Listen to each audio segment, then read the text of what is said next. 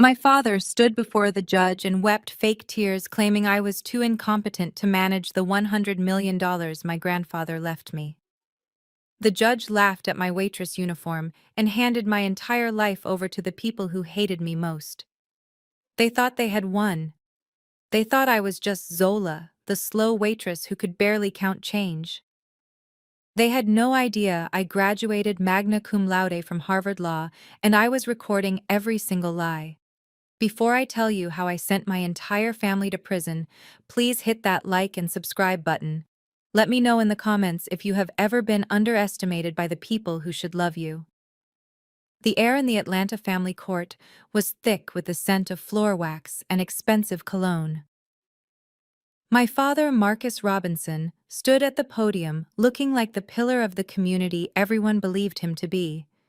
He wore a custom navy suit that probably cost more than my entire year of wages at the country club. He dabbed at his dry eyes with a silk handkerchief, performing the role of the heartbroken patriarch to perfection. "Your Honor," he said, his voice trembling just enough to sound convincing. "It breaks my heart to do this. No father wants to declare his own child unfit. But Zola, she is not like the rest of us. She struggles with basic concepts. She works as a waitress because that is the only job she can handle.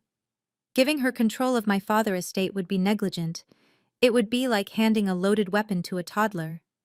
I sat at the defendant table, gripping the edge of the wood until my knuckles turned white. I wanted to scream. I wanted to object using every statute I had memorized during my 3 years at Harvard. But I bit my tongue.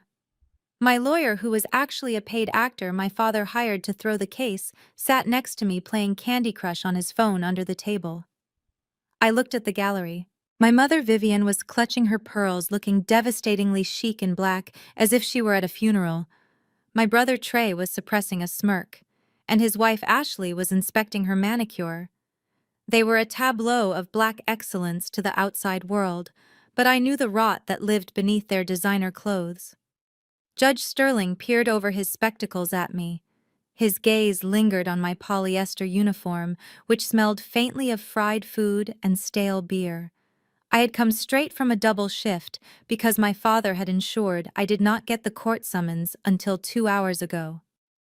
"Miss Robinson," the judge said, his voice dripping with condescension, "your father has presented a compelling case. He claims you have a history of poor decision-making and a lack of cognitive ability. Do you even understand why you are here today?" I stood up, my legs shaking not from fear but from the effort it took to suppress my rage. I cleared my throat and pitched my voice a little higher, a little softer, playing the part they had written for me. "Yes, sir," I said, looking at the floor. "I know Granddaddy Otis left me some money, but I am good with numbers, sir. I count my tips every night." Laughter rippled through the courtroom. It started with Ashley, my sister-in-law. She leaned over to Trey and whispered loud enough for the microphone to pick up. "Oh, bless her heart. She thinks counting quarters is the same as managing a trust fund." Judge Sterling leaned back in his high leather chair, a smirk playing on his thin lips. "You object?" he asked, his voice dripping with amusement. "On what grounds, Miss Robinson?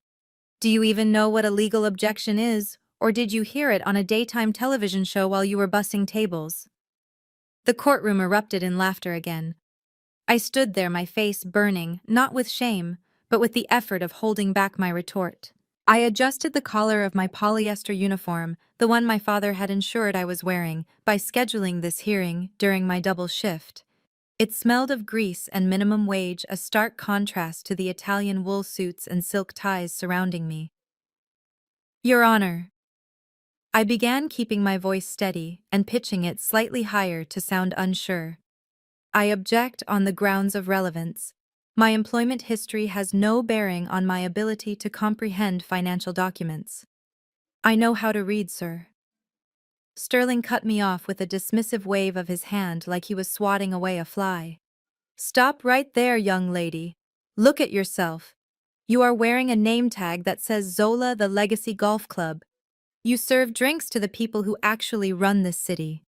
Do you really expect this court to believe that someone who spends her days asking if guests want sparkling or still water is capable of managing $100 million portfolio? It is insulting to this court, and it is insulting to your father who has worked tirelessly to build a reputation you seem intent on staining with ketchup. He gestured to my apron, which had a small stain from the shift I had just rushed from. The bailiff snickered. Ashley leaned forward from the gallery, her blonde hair catching the courtroom lights. She whispered loudly to Trey, but her voice carried through the silent room, perfectly pitched for maximum damage. "It is sad, really," she said, shaking her head with feigned sympathy. "She probably thinks a portfolio is something you carry art supplies in. I tried to teach her about stocks once, but she just looked at me like I was speaking Greek. Poor thing. Her brain just does not work like ours, Trey. We have to be patient with the help." She patted Trey's hand as if consoling him for the burden of having me as a sister. Trey snickered, covering his mouth with his hand to hide his amusement. I looked at Ashley. She was wearing a diamond tennis bracelet that I knew for a fact was bought with money embezzled from the company accounts just last week. She met my gaze and winked a cruel gesture that said, "I won, and you lost." She saw a waitress. She saw a victim. She did not see the shark circling beneath the water, waiting for the first drop of blood. "Sit down, Miss Robinson," Judge Sterling commanded, his tone hardening. "Unless you have a law degree hidden under that apron, you will speak only when spoken to. And frankly, given the evidence your father has provided regarding your mental capacity, I doubt anything you say would be admissible anyway. We are doing this for your own good.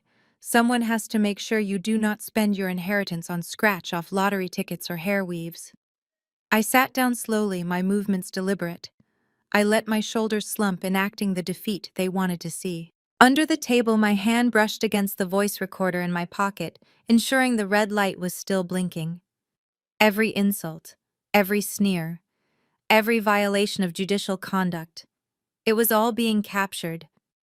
"You want a helpless waitress," I thought, staring at the judge who was now sharing a knowing look with my father. "I will give you a helpless waitress. But when this is over, you will wish you had treated me like the Harvard Law graduate I truly am." Vivian Robinson ascended the witness stand like she was walking a red carpet. She wore a black Chanel suit that screamed grieving mother, but the diamond brooch on her lapel whispered old money. She sat down, crossing her ankles gracefully, and looked at the judge with wide, watery eyes. "State your name for the record," the bailiff said. "Vivian Robinson," she replied, her voice trembling just the right amount. "I am the respondent mother." She looked at me for a fleeting second, and the malice in her eyes was cold enough to freeze hell over before she turned back to the judge with a mask of pure devastation. "Mrs. Robinson, tell us about your daughter behavior," the family lawyer asked. He was a man my father played golf with, a shark named Mr. Sterling, who was no relation to the judge, but definitely cut from the same corrupt cloth. Vivian dabbed her eyes with a tissue. "Oh, it breaks my heart to say this in public. Zola has always been difficult. We tried to give her everything: private schools, tutors, the best opportunities Atlanta had to offer. But she had a darkness in her. It started with money missing from my wallet. Just small amounts at first. $10 here, 20 there. I thought maybe she was just buying candy. But then my jewelry started disappearing." The courtroom gasped. I clenched my jaw under the table. I had never stolen a thing in my life.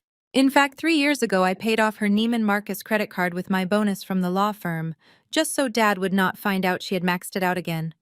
I was the one funding her lifestyle from the shadows, but here she was, painting me as a petty thief. But she continued without a pause. We confronted her.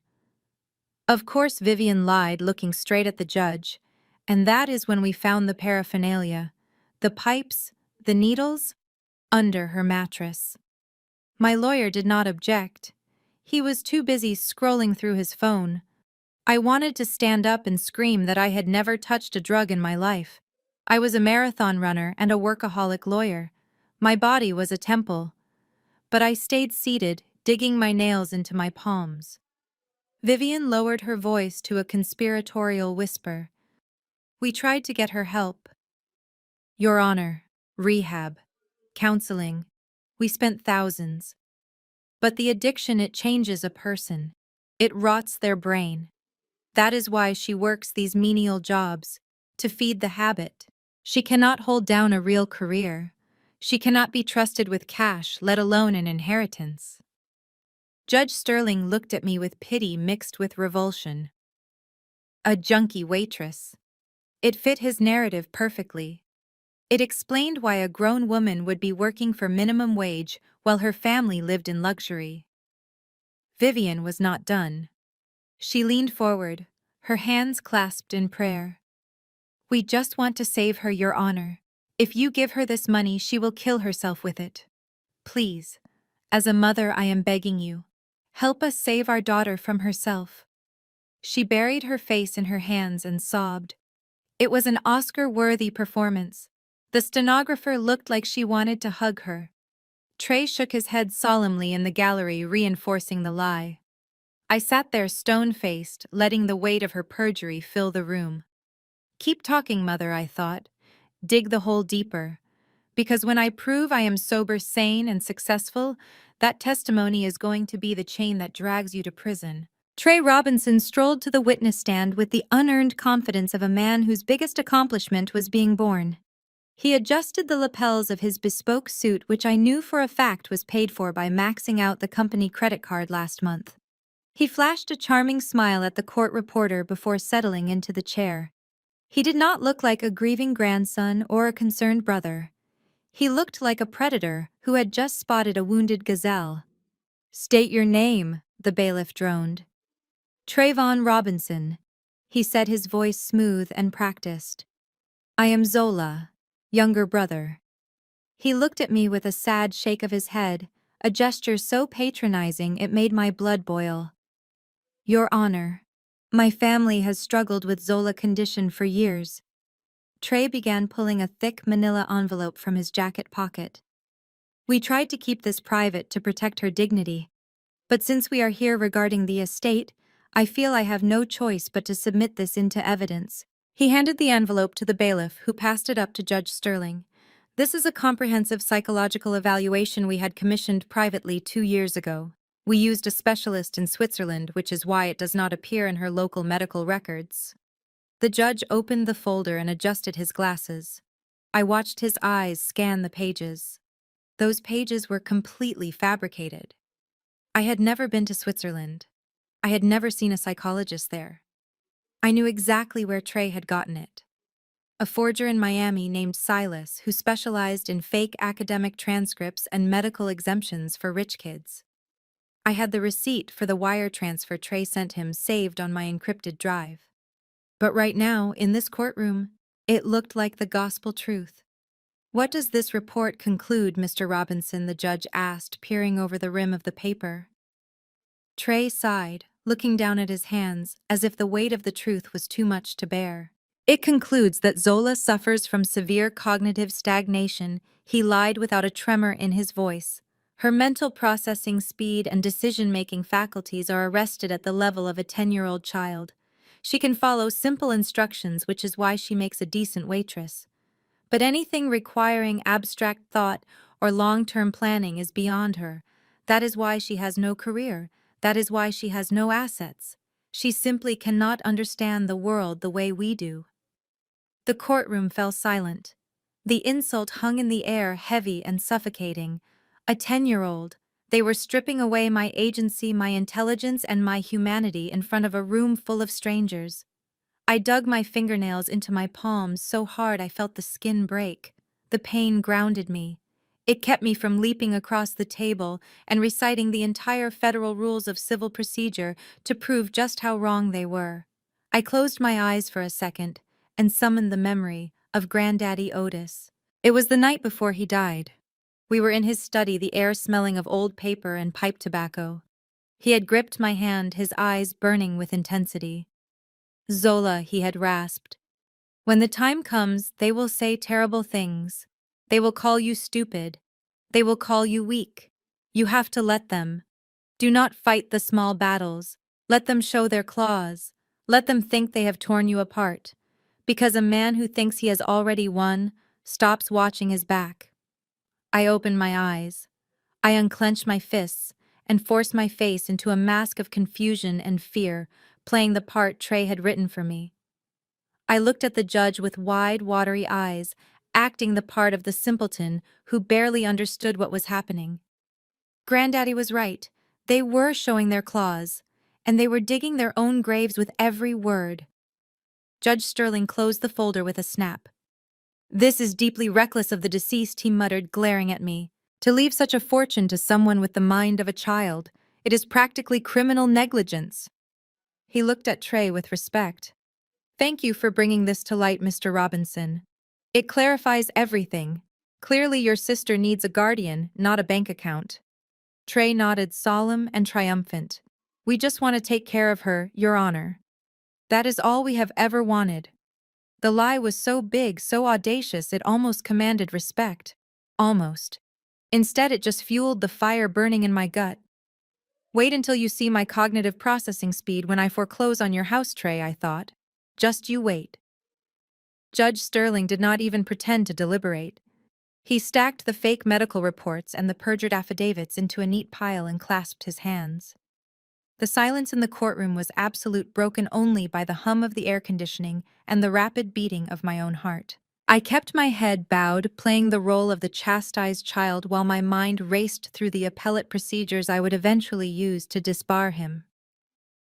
Based on the substantial evidence regarding the respondent cognitive limitations and history of instability, this court finds Zola Robinson unable to manage her own affairs, Judge Sterling announced. His voice was bored, a bureaucrat stamping a death warrant. "Therefore, I grant the petition for permanent conservatorship. Mr. Marcus Robinson is hereby appointed as conservator over the person and estate of Zola Robinson. All assets previously held in the Otis Robinson Trust are frozen effective immediately pending transfer to the conservator control." The gavel came down with a finality that made my mother gasp in theatrical relief. But Sterling was not finished. He leaned over the bench, his eyes locking onto mine with a predator sneer. He wanted to twist the knife. He wanted to remind me of my place in his world. "Miss Robinson," he said, his voice booming through the microphone, "consider this a mercy. The weight of $100 million would have crushed you.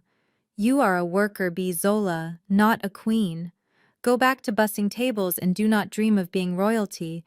It does not suit you." I looked up at him through my lashes. I forced a single tear to roll down my cheek. "Thank you, Your Honor," I whispered, my voice trembling. "I just want to go home." He waved a hand, dismissing me like a servant who had lingered too long. "Court is adjourned." The moment we stepped through the double doors into the marble lobby of the courthouse, the performance dropped. My father's shoulders straightened. The grief vanished from his face, replaced by the hungry grin of a wolf who had just taken down a stag. My mother Vivian stopped dabbing her eyes and immediately pulled out her compact to check her lipstick. They did not even wait to get to the parking lot. They started celebrating right there in the atrium under the statue of Lady Justice. "You did it, Marcus!" Vivian squealed, grabbing my father's lapels. "We are rich again. I can finally pay off the designers for the gala." Marcus laughed, a loud booming sound that echoed off the stone walls. "Of course we are rich. I told you I would handle it. That judge knows who pays his greens fees." He pulled Trey into a rough hug. "You see, son, that is how you handle business. You control the narrative." Trey was grinning, scrolling through his phone. "I am calling the dealership. Tell them to hold the Lamborghini. I am paying cash tomorrow." Ashley was the only one who acknowledged me. She walked over to where I stood by a trash can, clutching my purse. She looked me up and down, her eyes glittering with malice. "Well, Zola," she said sweetly, "looks like you are officially a ward of the state. Or, well, a ward of Marcus. Do not worry. I will make sure he gives you enough allowance for bus fare. We would not want you walking to work in the rain. It ruins the shoes." She laughed and turned back to the group, linking her arm through Trey's arm. I watched them. I watched them high-five and hug and plan their spending spree with money that did not belong to them. They were so loud, so arrogant, so sure of their victory. They did not notice that I was not crying anymore. They did not notice that my hand was in my pocket, tapping the save button on the recorder. They thought this was the end of the story. They thought they had buried me under a mountain of lies. But they had just handed me the shovel, and I was going to use it to dig their graves. I took the service elevator up to the penthouse. It was the only home I had known for 5 years. Granddaddy Otis had given me the keys the day I got into Harvard Law.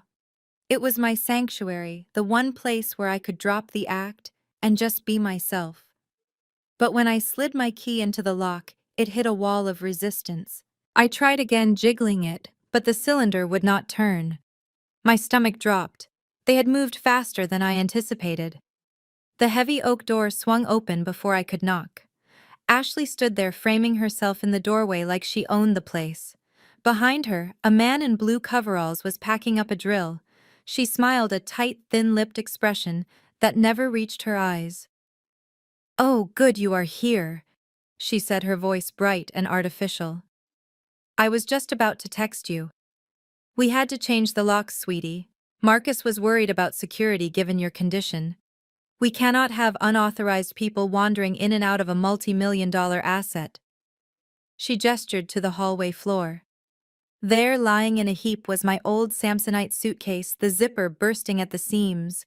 My clothes, my waitress uniforms, my worn-out sneakers were spilling onto the marble tile. "I packed your things for you," Ashley chirped. "Well, I had the maid do it. I did not want to touch them myself. They have a certain odor, do they not? Like old fryer grease and desperation." She stepped into the hallway, closing the door slightly behind her to block my view of the apartment. She looked me up and down, her gaze lingering on my hair, which I wore in natural twists.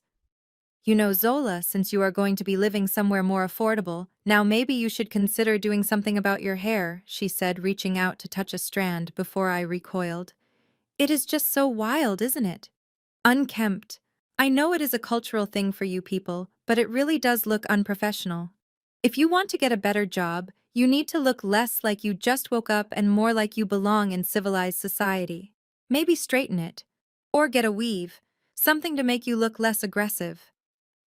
The insult was calculated. It was the kind of racism wrapped in helpful advice that Ashley specialized in. She wanted to strip away my identity along with my home. I looked at my suitcase, then back at her. I clenched my fists at my sides, digging my nails into my palms to keep from slapping her. "I am not aggressive, Ashley," I said, pitching my voice low and trembling. "I just want my home. Granddaddy said I could live here." Ashley laughed, a tinkling sound that echoed in the empty corridor. "Oh, honey, this was never your home. You were just a squatter. And now the owners are taking it back. This apartment is going on the market tomorrow. Trey needs the capital for his new venture." She stepped back inside. "Do not linger in the hallway, Zola. The neighbors might call security, and I would hate to see you get arrested for loitering. Bye now." The door slammed shut. The deadbolt slid into place with a heavy thud. I stood alone in the hallway, staring at my spilled clothes. She had taken my home. She had insulted my heritage. She thought she had broken me. She did not know she had just given me the fuel to burn her whole world down. I was still on my knees trying to shove my clothes back into the broken suitcase when the elevator dinged. My father stepped out. Marcus Robinson looked like he had just stepped off the cover of Ebony magazine in his tailored suit and Italian loafers. He stopped when he saw me, not with concern, but with the irritation of a man who spots a piece of trash on his pristine driveway. He stepped over my pile of uniforms, careful not to let the hem of his trousers touch the floor. "You are still here," he said, checking his watch. "I thought Ashley told you to vacate the premises. The security team is scheduled to do a sweep in 10 minutes. I do not want them finding you loitering in the hallway, Zola. It looks bad for the building management." I stood up, clutching a handful of socks. "Dad, please," I begged, letting my voice crack. "I have nowhere to go. I do not have enough money for a deposit on a new place. Just let me stay for a week, a few days, until I get my paycheck. Marcus laughed, a short, barking sound devoid of humor. A paycheck from that country club would not rent a broom closet in this city. And no, you cannot stay. I need this unit empty and staged for showing by Monday morning. I have a buyer lined up. Cash offer, above market value. Why? I asked, letting a tear slip down my cheek. Why do you need the money so bad? Granddaddy left millions. The trust is huge. Marcus' face tightened. A flicker of stress cracked his composed mask. He looked down the hallway, ensuring we were alone, then stepped closer to me. Because your brother has vision, Zola. Trey is an entrepreneur. He takes risks. Sometimes those risks do not pay off immediately. He owes some people. Important people. Dangerous people. I need liquidity to settle his accounts before things get messy. I stared at him. So that was it. Trey had gambled away his allowance, probably on sports betting or poker games he was too stupid to understand, and now I was paying the price. You are selling my home to pay Trey gambling debts, I whispered. Marcus sneered. It is investment capital, Zola. Not debts. And it is not your home. It belongs to the estate. Which brings me to the car. Give me the keys. I instinctively clutched my purse. The Honda Civic. It was 10 years old, dented and rattled when it went over 40 miles per hour. It was worthless to him, but it was my lifeline. Dad, no, I said, stepping back. It is a piece of junk. It is not worth anything. I need it to get to work. I need it to sleep in if I have no home. Marcus held out his hand, palm up. It is an asset of the trust. Every asset must be accounted for and liquidated. I cannot have you driving around in a vehicle registered to the estate, racking up parking tickets and liability. Give me the keys, Zola, or I will report it stolen. And you know how the police treat people who look like us in stolen cars. The threat hung in the air, cold and absolute. He would send his own daughter to jail just to scrape a few $1,000s out of an old car. I reached into my purse. My hands were shaking violently. I pulled out the keys. The keychain was a little plastic globe Granddaddy Otis had given me when I was 5. I unhooked it, keeping the globe, and dropped the keys into my father's palm. He closed his fist around them, satisfied. Good girl, he said, pocketing them. See, was that so hard? You need to learn resilience, Zola. You have been coddled your whole life living off your grandfather's charity. Now you are going to learn what the real world is like. You are homeless. You are walking. You are on your own. Consider this my final lesson to you. Sink or swim. He turned and walked into the penthouse, stepping over my life scattered on the floor without a backward glance. The door clicked shut. I stood in the silence, the weight of his cruelty settling in my bones. He thought he had stripped me of everything. He thought he had left me powerless. But as I looked at the plastic globe in my hand, I realized he had given me exactly what I needed. A confession. He admitted to liquidating assets to pay personal debts. That was embezzlement. That was a breach of fiduciary duty. I put the globe in my pocket, picked up my broken suitcase, and walked toward the stairwell. I was walking into the storm, but I was bringing the lightning with me. The rain soaked through my thin waitress uniform instantly. It was a cold, relentless downpour that turned the Atlanta streets into slick mirrors, reflecting the neon signs of pawn shops and liquor stores. I dragged the broken suitcase behind me, the plastic wheels clattering unevenly on the cracked sidewalk. My shoulder ached from the weight, but I did not stop. I could not stop. Cars splashed dirty water onto my legs as they sped past, ignoring the woman walking alone in the dark. This was the reality my father wanted for me. He wanted me broken and invisible. He did not realize that rain washes away footprints. I found a payphone outside a 24-hour laundromat 3 blocks away. It was a relic covered in graffiti and smelling of stale urine, but it had a dial tone. I checked my surroundings to ensure no one was watching, then dropped in the quarters I had saved from my tips. My hands were steady now, the trembling from the hallway gone completely. I dialed the number from memory. It rang once, twice. Henderson Law Firm, a gruff voice answered. Secure line, Henderson, I said. My voice was no longer high and breathy. It was deep, resonant, and clipped. The voice of a woman who had argued cases before the First Circuit Court of Appeals and graduated top of her class at Harvard. The voice of a shark. Zola Henderson asked, surprise coloring his tone. Where are you? I tried your cell. Burner phones only from now on, I instructed, staring at my reflection in the metal casing of the phone booth. Marcus just confiscated my vehicle and evicted me from the penthouse. He also verbally confirmed that he is liquidating trust assets to cover Trey gambling debts to a third party. I have it recorded. I heard the rustle of papers on the other end. He admitted to commingling funds, Henderson asked. That is a direct violation of his fiduciary duties as conservator. We can file for an emergency injunction right now and have him removed. No, I said, cutting him off sharp and decisive. Not yet. An injunction just stops him. I need to destroy him. If we stop him now, he will claim ignorance or administrative error. He will say he was moving funds to protect the estate. I need him to complete the transaction. I need the paper trail to show the money leaving the trust and entering a personal creditor account. That is grand larceny and wire fraud. That is federal prison time. That is risky, Zola Henderson warned. If he spends it all before we strike. The assets are insured, I countered. And the satisfaction of seeing him in handcuffs is worth the temporary liquidity crisis. They took the bait, Henderson. They think I am destitute and powerless. They think they have won. That means they are going to get sloppy. Initiate Phase 2. I am going to the boarding house on MLK Boulevard to set up the command center. Do not contact me unless the bank flags a transaction over $50,000. I need to establish my cover as a struggling service worker for the next few weeks. Understood, Henderson said. And Zola, be careful, these people are desperate. Careful is for people who have something to lose, I said, watching a police cruiser roll slowly past, its lights flashing against the wet pavement. I have already lost everything. Now I am just coming to collect the bill. I hung up the phone and stepped back into the rain. The water did not feel cold anymore. It felt like a baptism. Zola the victim was dead. Zola the prosecutor was born.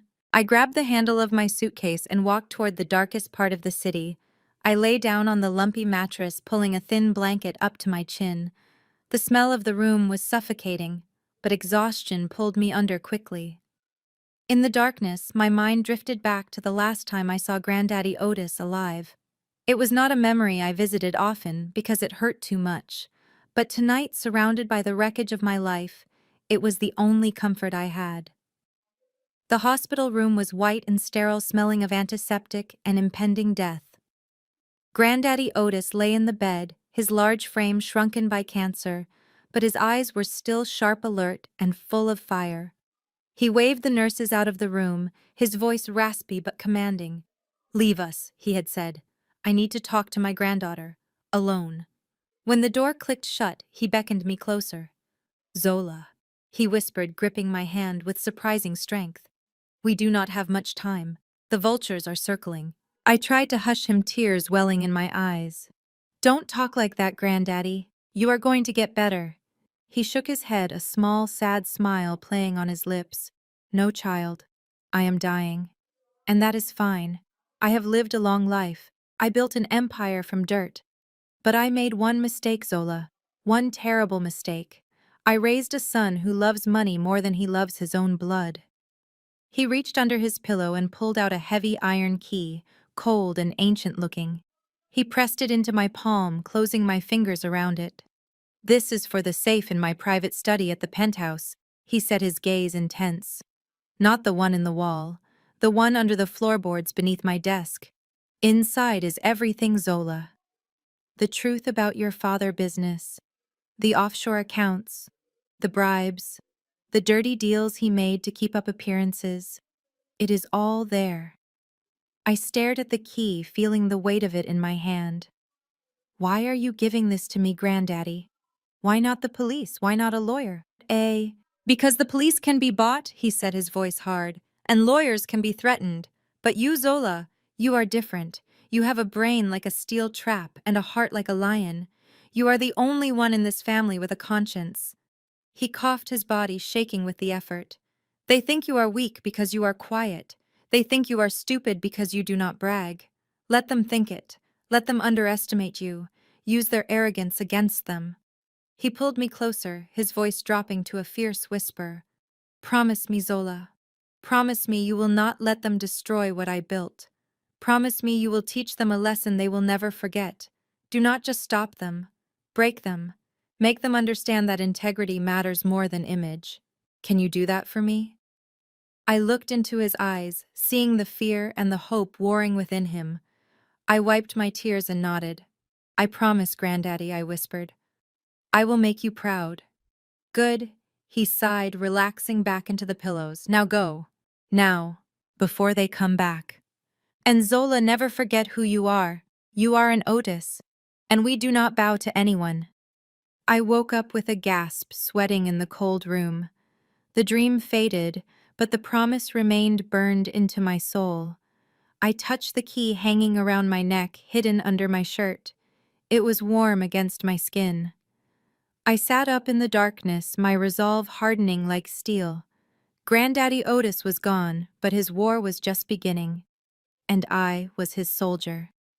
The Legacy Golf Club stood like a monument to exclusion on the outskirts of Atlanta. Massive wrought iron gates guarded the entrance while manicured greens stretched out like emerald carpets under the Georgia sun. It was a place where deals were made in hushed tones over single malt scotch, and where the help was expected to be seen, but never heard. I walked past the luxury cars in the parking lot and headed straight for the service entrance around the back. I had spent hours perfecting my look. My shoes were scuffed and worn. My hair was pulled back into a frizzy, unkempt bun. I wore a thrift store dress that hung loosely off my frame. I looked like walking poverty. I looked like exactly the kind of person my father, Marcus Robinson, despised. Inside the manager office, the air smelled of lemon polish and arrogance. Mr. Thomas sat behind a desk that likely cost more than my confiscated Honda Civic. He held my fake resume between two fingers, as if it were contaminated waste. He scanned the document, his lip curling in a sneer. "Zola Robinson," he read aloud, testing the name with distaste. "No prior experience in fine dining. Dropped out of high school. Fired from a diner for dropping plates. This is quite the resume." "Yes, sir," I whispered, staring intently at my scuffed shoes, playing the role of the cowed simpleton. "I am a hard worker, though, sir. I just need a chance. I will do anything." Thomas sighed, leaning back in his leather chair. He looked me up and down with open disdain. His eyes lingered on my natural hair and my lack of makeup, judging me by the Eurocentric standards that governed this establishment. "Look, Zola," he said, his voice dripping with condescension. "This is a five-star establishment. Our members pay $50,000 a year just for the privilege of walking through those doors. They expect excellence. They expect a certain aesthetic. You frankly do not fit that aesthetic. You look like you just walked off a bus from nowhere." I bit my lip, forcing my chin to tremble. "I can wash dishes, sir," I pleaded, my voice hitching. "I can stay in the back. Nobody has to see me. I just need to eat, sir. Please." This was the hook. I knew they were short-staffed because I had hacked their internal scheduling server 2 nights ago from my room at the boarding house. Their head dishwasher had quit mid-shift and 2 servers were out with the flu. Thomas tapped his pen against the desk, calculating. "We are desperate," he muttered, mostly to himself. "The victory dinner is tonight and we are down 3 bodies." He looked at me again, his eyes cold. "Fine. You are hired. But listen to me closely. You are invisible. You do not speak to the members. You do not look at the members. If a member drops a diamond ring, you pick it up and hand it to security immediately. If I catch you trying to socialize or begging for tips, I will throw you out the back door myself." "Thank you, sir," I said, clasping my hands together. "Thank you so much. The pay is federal minimum wage plus tip share." He added, a cruel smile touching his lips. But since you are back of house, do not expect much. Here is your uniform. It is a size too big, but we do not waste tailoring on temporary help. He tossed a bundle of gray polyester at me. I caught it against my chest. Start now, he ordered. The kitchen is that way. Do not make me regret this. I hurried out of the office, clutching the scratchy fabric. My heart was pounding not from fear, but from adrenaline. He thought he had just hired a desperate nobody to scrub grease off plates. He had no idea he had just given a forensic accountant and Harvard-trained lawyer access to the physical site of a massive money laundering operation. I walked into the locker room and changed. I looked in the mirror. The uniform swallowed me whole, making me look frail and pathetic. I looked small. I looked weak. I looked perfect. I was inside the fortress. And tonight my father was bringing his business partners here to celebrate stealing my inheritance. I smiled at my reflection. Service is about to begin.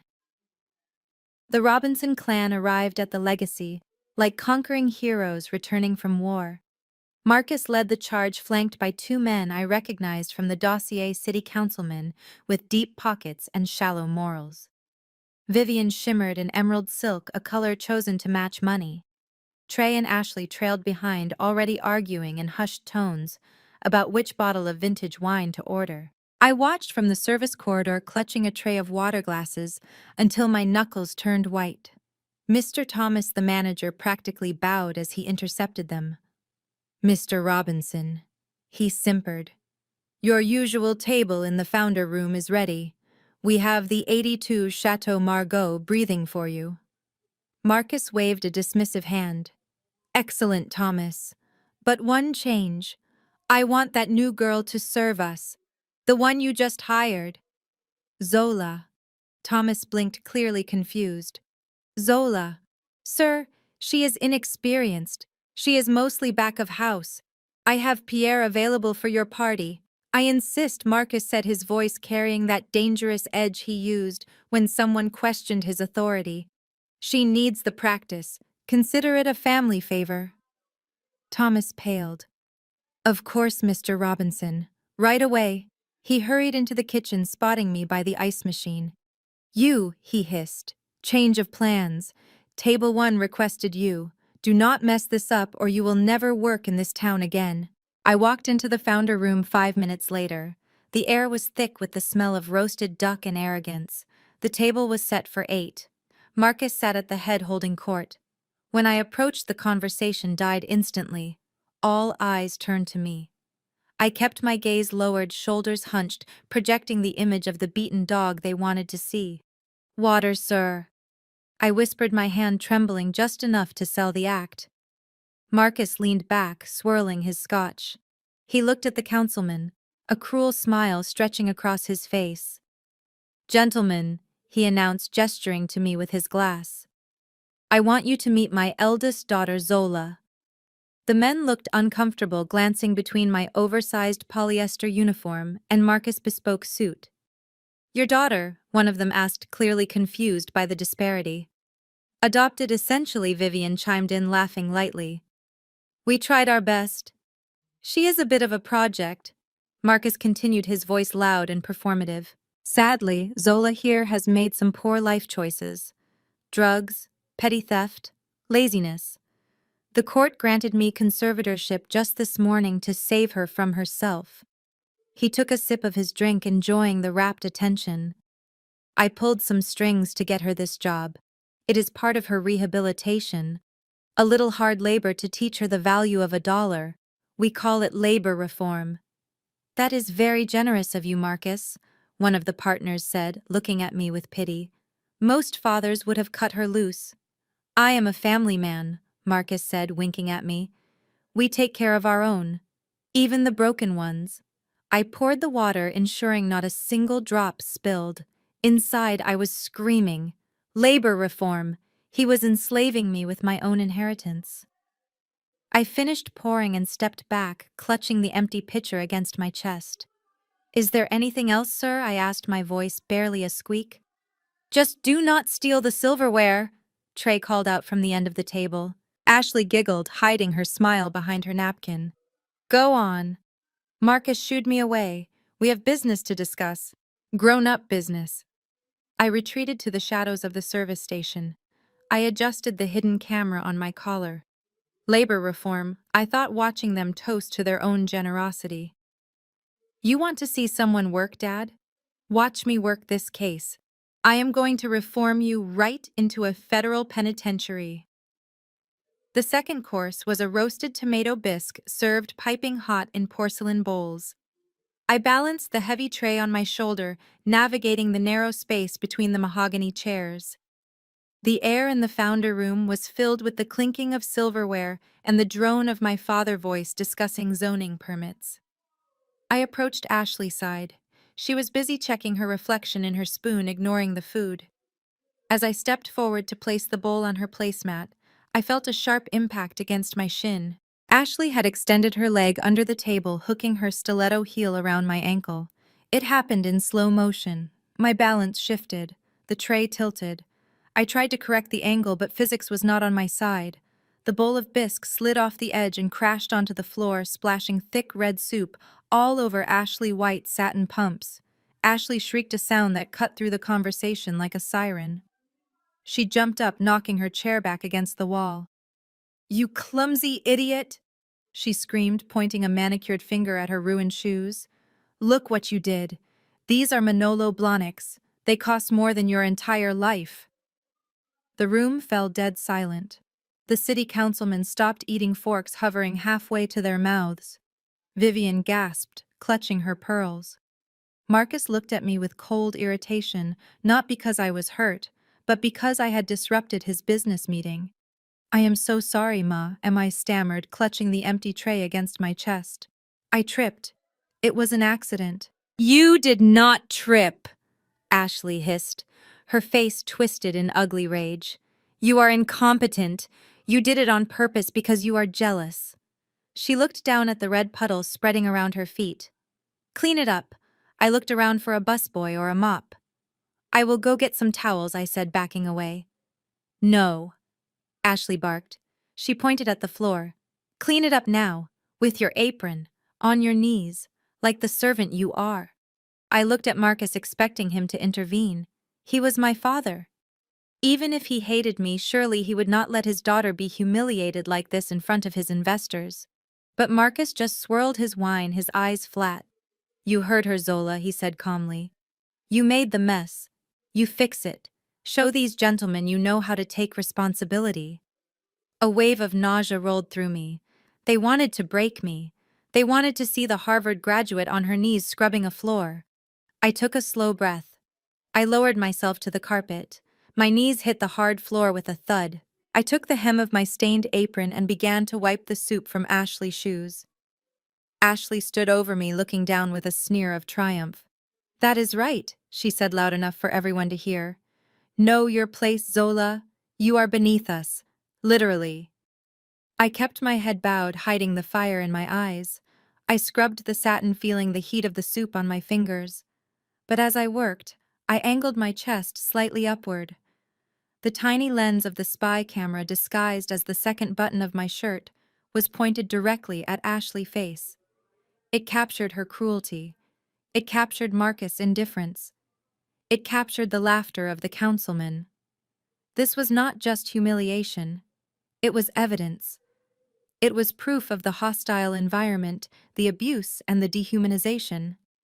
I finished wiping the shoes and stood up, my knees aching. "Good girl," Ashley said, patting me on the cheek with a patronizing tap. "Now get out of my sight before you ruin anything else." I turned and walked away, the red soup staining my hands like blood. I did not run. I marched. I had the footage, and Ashley had just signed her own social death warrant. I escaped the suffocating atmosphere of the founder room and headed toward the service corridor, desperate for a moment of silence. My knees were still throbbing from the hard floor, and my hands were stained red with tomato bisque. I reached the alcove near the entrance to the men's restroom, a blind spot in the security camera coverage. Before I could catch my breath, a hand clamped around my upper arm. It was Trey. He smelled of aged scotch and expensive cologne, masking the sour scent of fierce sweat. He yanked me into the shadows, slamming my back against the wood paneling. "What do you want, Trey?" I whispered, widening my eyes to feign terror. "Please let me go. I have to get back to work." "Shut up!" He hissed, his face inches from mine. His eyes were glassy, unfocused, and swimming with intoxication. "I saw the way you looked at Dad in there. Do not think for a second you can fight this, Zola. The judge is in our pocket. Dad has the papers. You are done. If you try to file an appeal, if you try to talk to a lawyer, I will make sure you end up on the street for real." I shrank back, making myself small. "I am not going to fight," I stammered. "I just want to survive." "Why are you doing this, Trey? You have everything. Why do you need my money so bad?" Trey laughed, a jagged, broken sound. "Your money. It is not your money. It is the family money. And I need it because I am in a hole, Zola. A deep, dark hole." He leaned in closer, his voice dropping to a conspiratorial slur. "Do you know who Tony Marcano is? Of course you do not. You are a nobody. But Tony is a man who breaks legs for fun, and I owe him $5 million. My breath hitched for real this time. 5 million. That was not just bad luck at the blackjack table. That was systematic degeneration. Trey continued, oblivious to the confession he was making to the very person who could destroy him. 5 million, Zola, he ranted, wiping spittle from his mouth. Due next Friday. If I do not get that payout from the trust, Tony is not going to sue me. He is going to bury me. So you keep your mouth shut. You play the retard. And you let Dad sign those checks. Because if I go down, I am taking you with me, do you understand? I nodded vigorously, tears of fake panic pricking my eyes. I understand, Trey. I promise. I won't say a word. Please do not let them hurt me. He shoved me away, disgusted by my weakness. Good. Now get out of my face. You make me sick. He stumbled into the restroom, the heavy door swinging shut behind him. I stood alone in the hallway, my heart hammering a war drum against my ribs. $5 million to Tony Marcano. I knew that name.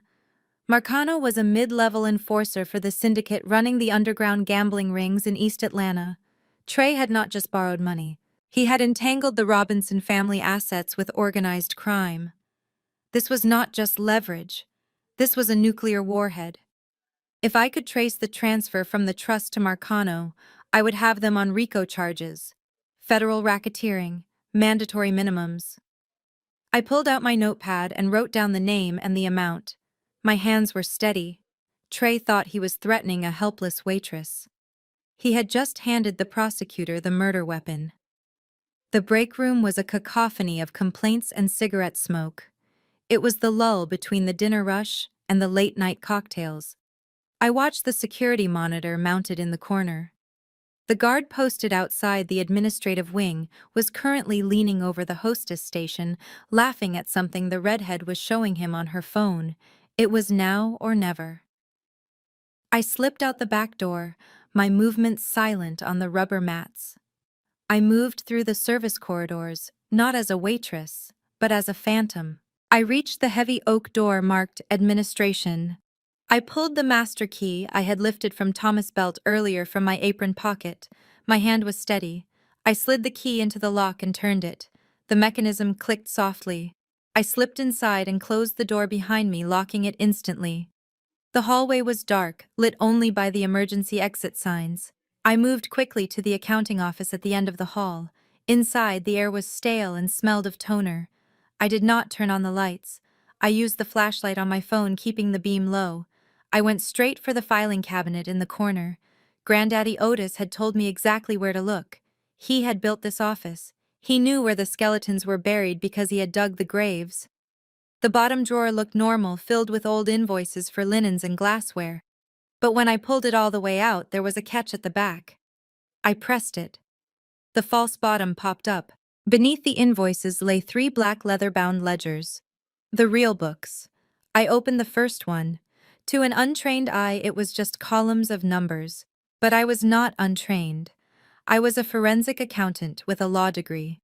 I scanned the pages, my brain processing the data at lightning speed. It was a classic laundering scheme, but executed with arrogant sloppiness. I saw the pattern immediately. Membership fees from people who did not exist. Ghost members. Hundreds of them paying monthly dues that totaled millions annually. And the expenses were inflated. Catering costs that were triple the market rate. Maintenance fees for renovations that never happened. I flipped to the disbursement section. My finger traced the lines until I found it. Monthly consulting fees paid to a shell company called Sterling Solutions LLC. I pulled up the corporate registry on my phone using my VPN. Sterling Solutions was registered in the Cayman Islands, but the principal signatory was a woman named Eleanor Sterling, Judge Sterling's wife. I felt a cold smile touch my lips. Marcus was not just paying the judge off, he was putting him on the payroll. This was not just bribery, it was a criminal conspiracy, it was tax evasion, it was wire fraud. I started snapping photos. Page after page, evidence of the fake members, the inflated invoices, the payments to Sterling. I worked with the precision of a surgeon, capturing every damning detail. I had just finished photographing the last ledger when I heard the heavy thud of the outer door opening. Voices drifted down the hallway. Heavy footsteps. It was Marcus, and he was coming this way. I shoved the ledgers back into the false bottom and slammed the drawer shut. I had the evidence. Now I just had to get out alive. The Diamond Lounge at the Legacy was a sanctuary of cream leather and filtered sunlight where the wives of Atlanta elite gathered to drink Chardonnay and dissect the lives of people they considered beneath them. I was currently beneath them in the most literal sense. I was on my hands and knees scrubbing a coffee stain out of the plush carpet with a bristled brush and a bucket of soapy water. My mother, Vivian Robinson, sat 3 feet away, holding a crystal goblet and performing the role of the long-suffering saint to a captive audience of 3 other socialites. It is just exhausting. Vivian sighed, her voice pitching into that tragic register she reserved for her most expensive lies. You all know how much Marcus and I have sacrificed. We wanted Zola to have the world, but she just refuses to launch. She comes to the house at all hours, pounding on the door begging for cash. Just yesterday, she demanded $5,000. She said she needed it for rent, but we know where it really goes. I scrubbed the carpet harder, the bristles scraping against the fibers like the friction in my chest. $5,000. The irony was sharp enough to draw blood. 2 years ago, I had wired Vivian $10,000 to cover a gambling debt she had accrued during a girls' trip to Vegas so Marcus would not find out. I had saved her marriage and her reputation. Now she was using my imaginary destitution to garnish her own halo. One of the women, a plastic surgeon wife named Mrs. Sterling, who was ironically the judge's sister-in-law, leaned in with wide, sympathetic eyes. You are too good to her, Vivian. If my daughter turned out like that, I would cut her off completely. You are enabling her. I know, Vivian lamented, taking a long sip of wine. But what can I do? A mother love is a curse sometimes. That is why we got her this little job here. We thought if she learned the value of hard work, if she started from the bottom, maybe she would appreciate the dollar. But look at her. She gestured toward me with her manicured hand, not even bothering to look down. She barely works. She just mopes around waiting for a handout. Even now, I bet she is just pretending to clean, hoping one of you will drop a diamond earring she can pawn. The women tittered, clutching their jewelry instinctively. I kept my head down, my face burning. The urge to stand up and list the summa cum laude honors I received while she was busy shopping was overwhelming. The urge to pull out my phone and show them the wire transfer receipts was even stronger. But I stayed down. I dipped the brush in the water and kept scrubbing. This was defamation. It was slander. And the little red light on the recorder taped to the inside of my apron was blinking steadily. "Excuse me, girl," Mrs. Sterling said, snapping her fingers near my ear. "You missed a spot there. It looks like chocolate. Or maybe dirt. Try harder." "Yes, Ma," I whispered, keeping my voice unrecognizable. Vivian didn't even flinch. She just continued her monologue. It is the drugs, you know. It changes their brain chemistry. She steals from us. She lies to us. Honestly, sometimes I fear for my safety. But we keep trying. Because we are Robinsons. And Robinsons do not abandon their own. The lie was so grotesque, so perfectly inverted from the truth that it was almost art. She was the thief. She was the liar. She had abandoned me at the courthouse without a backward glance. I finished the spot and stood up, picking up my bucket. As I walked away, I heard Vivian laugh, a light tinkling sound. "Oh, do not worry about her hearing us," she said. "She is in her own world. The lights are on, but nobody is home." I walked into the service pantry and set the bucket down. My hands were shaking not from the exertion, but from the sheer force of my hatred. She thought nobody was home. She was about to find out that the house was not only occupied, but armed to the teeth. I checked the recording. Clear, crisp, undeniable proof of malice. "Enjoy your Chardonnay, mother. It is the last vintage you will ever taste as a free woman." The ladies' restroom at the Legacy was a sanctuary of Italian marble and fresh orchids designed to make the wealthy feel even wealthier while they powdered their noses. I had slipped in to refill the paper towel dispensers, my back aching from hours of scrubbing floors. I was just about to leave when the heavy door swung open and the click of high heels echoed against the tile. It was Ashley.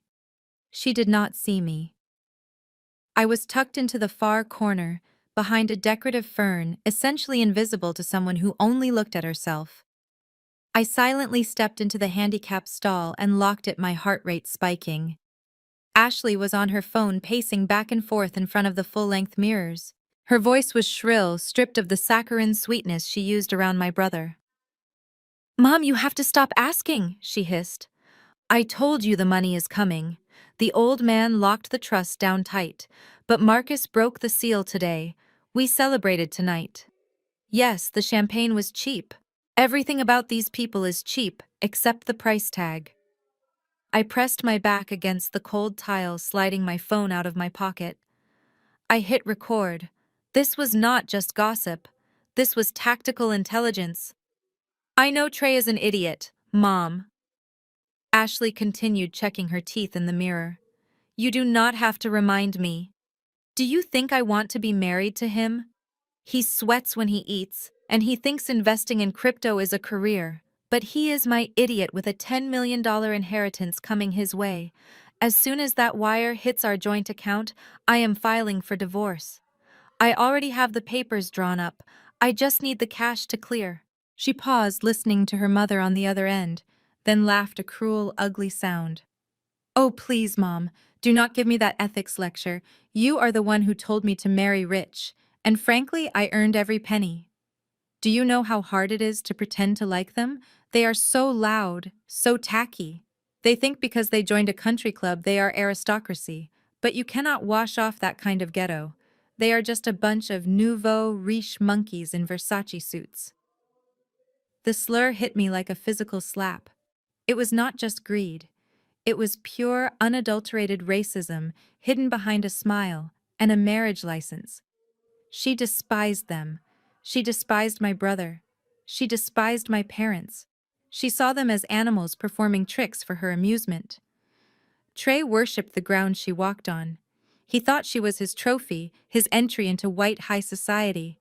If he heard this, it would not just break his heart, it would shatter his ego. And for a narcissist like Trey, ego was the only thing that mattered. Ashley sighed, inspecting a chip in her manicure. "Anyway, I have to go back out there. Marcus is giving another speech about his business genius, and Vivian is trying to set me up with her plastic surgeon. It is a circus, Mom. I just need to play the dutiful daughter-in-law for a few more weeks. Then we are moving to Paris, and I never have to look at their faces again. Love you too. Bye." She hung up and took a deep breath, composing her face into a mask of adoration. She smoothed her dress, spritzed herself with perfume, and walked out the door, leaving a trail of poison in her wake. I waited until the door clicked shut, then sank onto the toilet seat. My hands were trembling, but a cold smile spread across my face. I replayed the recording. The words, "Nouveau riche monkeys," rang out clear as a bell. This was it. This was the wedge. Trey would never believe me if I told him, but he could not argue with her own voice. I saved the file and uploaded it to my cloud server immediately. "You want to divorce him, Ashley," I thought. "I am going to make sure he divorces you first. And you will not leave with millions. You will leave with nothing but the clothes on your back, and a reputation so ruined you will have to change your name to get a library card." The dinner in the founder room had dissolved into a haze of cigar smoke and aged cognac.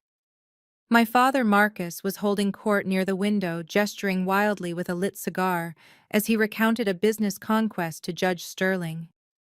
The other men laughed on cue, their faces flushed with alcohol and greed. I moved silently around the periphery, collecting empty glasses and keeping my head down.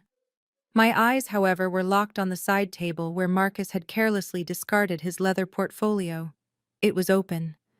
Inside, tucked partially behind a menu, was a document on thick cream paper. I recognized the letterhead immediately. It was a deed of transfer for a shell company property in the Cayman Islands. The beneficiary name was redacted, but the signature at the bottom was unmistakable. It was Judge Sterling handwriting. I had studied his signature on hundreds of court orders during my clerkship. This was the bribe. This was the physical proof that Marcus had bought the judge's ruling on my conservatorship. I needed that photo. I checked the room. Vivian was showing photos of her gala to a bored councilman. Trey was asleep in his chair. Ashley had not returned from the bathroom yet. Marcus and Sterling were engrossed in their conversation, their backs to me. I moved to the side table holding a dirty napkin as a prop. I leaned over, pretending to wipe a non-existent stain. My hand slipped into my apron pocket and withdrew my phone. I kept it low, shielded by my body. I tapped the screen. Focus. Snap. One photo, clear as day. "Hey you, what are you doing over there?" The voice boomed across the room. I froze. Marcus had turned around. His eyes were narrowed, piercing through the cigar smoke. He was looking right at me, right at the hand holding the phone behind the napkin. He took a step toward me, suspicion tightening his jaw. I said, "What are you doing, Zola? Are you touching my things?" Panic, cold and sharp, spiked in my chest. If he saw the phone, if he saw the photo, the game was over. He would destroy the evidence, and he would destroy me. I had a split second to react. I could not hide the phone in time. I needed a distraction. A big one. I spun around, my elbow flailing out in a jerky, uncoordinated motion. My arm connected hard with the tray of crystal water pitchers and tumblers I had stacked on the service stand. Crash. The sound was deafening. Glass shattered against the hardwood floor, exploding into 1,000 glittering shards. Water sprayed everywhere, soaking the expensive Persian rug and splashing onto the hem of Marcus' trousers. The noise stopped every conversation in the room. Even Trey woke up with a start. "Oh no," I wailed, dropping to my knees, my phone sliding safely back into my pocket in the chaos. "I am so sorry. I am so clumsy. Please do not be mad." I tried to pick up the broken glass, cutting my finger in the process. Blood welled up bright red against the white shard. Marcus stared at the mess, his face turning a shade of purple that matched the earlier wine spill. "You useless girl!" he roared. He marched over and stood above me, his shadow engulfing my small form. "Can you do anything right? Anything at all? I give you a job, I try to help you, and you destroy everything you touch. Look at this mess. That is imported crystal." "I am sorry, Daddy," I sobbed, playing the part of the terrified child. "I just wanted to clean the table." I slipped. "Get out," he spat. "Just get out. Go to the kitchen and stay there. I cannot look at you. You are an embarrassment." I scrambled up, clutching my bleeding finger. "Yes, sir. I am sorry, sir." I scuttled backward, bowing my head in shame. I retreated into the service corridor, leaving the shattered glass behind. As the door swung shut, I heard Judge Sterling laugh. She really is simple, isn't she, Marcus? You were right to lock up that money. I leaned against the cool wall of the hallway and exhaled a shaky breath. My finger was stinging, but my heart was soaring. I pulled out my phone and checked the gallery. The photo was perfect. Every word of the deed was legible. Marcus thought I was a clumsy fool who broke some glasses. He did not realize I had just shattered his entire defense. I spent the next hour hiding in the scullery scrubbing pots until my hands were raw and the adrenaline in my blood had cooled to a steady hum. Mr. Thomas had docked my pay for the broken glassware, but he had not fired me. He was too short-staffed and I was too cheap. When the dinner rush finally subsided into the slow rhythm of brandy and cigars, I was sent back out to clear the stragglers' tables. The VIP room was empty now, my family having moved their celebration to the cigar terrace, but a few solitary diners remained in the main lounge. I moved to a corner booth where a man sat alone nursing a black coffee and reading a thick paperback. I reached for his empty water glass, my eyes fixed on the tablecloth, avoiding contact as per protocol. "Excuse me, sir," I murmured. "I will just get this out of your way." The man lowered his book. Zola. The name was spoken softly, barely a whisper, but it hit me like a physical blow. I froze, my hand hovering over the glass. I looked up. The face was older, the jawline sharper, and he looked tired in the way only public servants look tired, but I knew him instantly. David Green. We had spent 3 years in the trenches of Harvard Law together. He had been my study partner for constitutional law, the only person who could match my pace in a debate.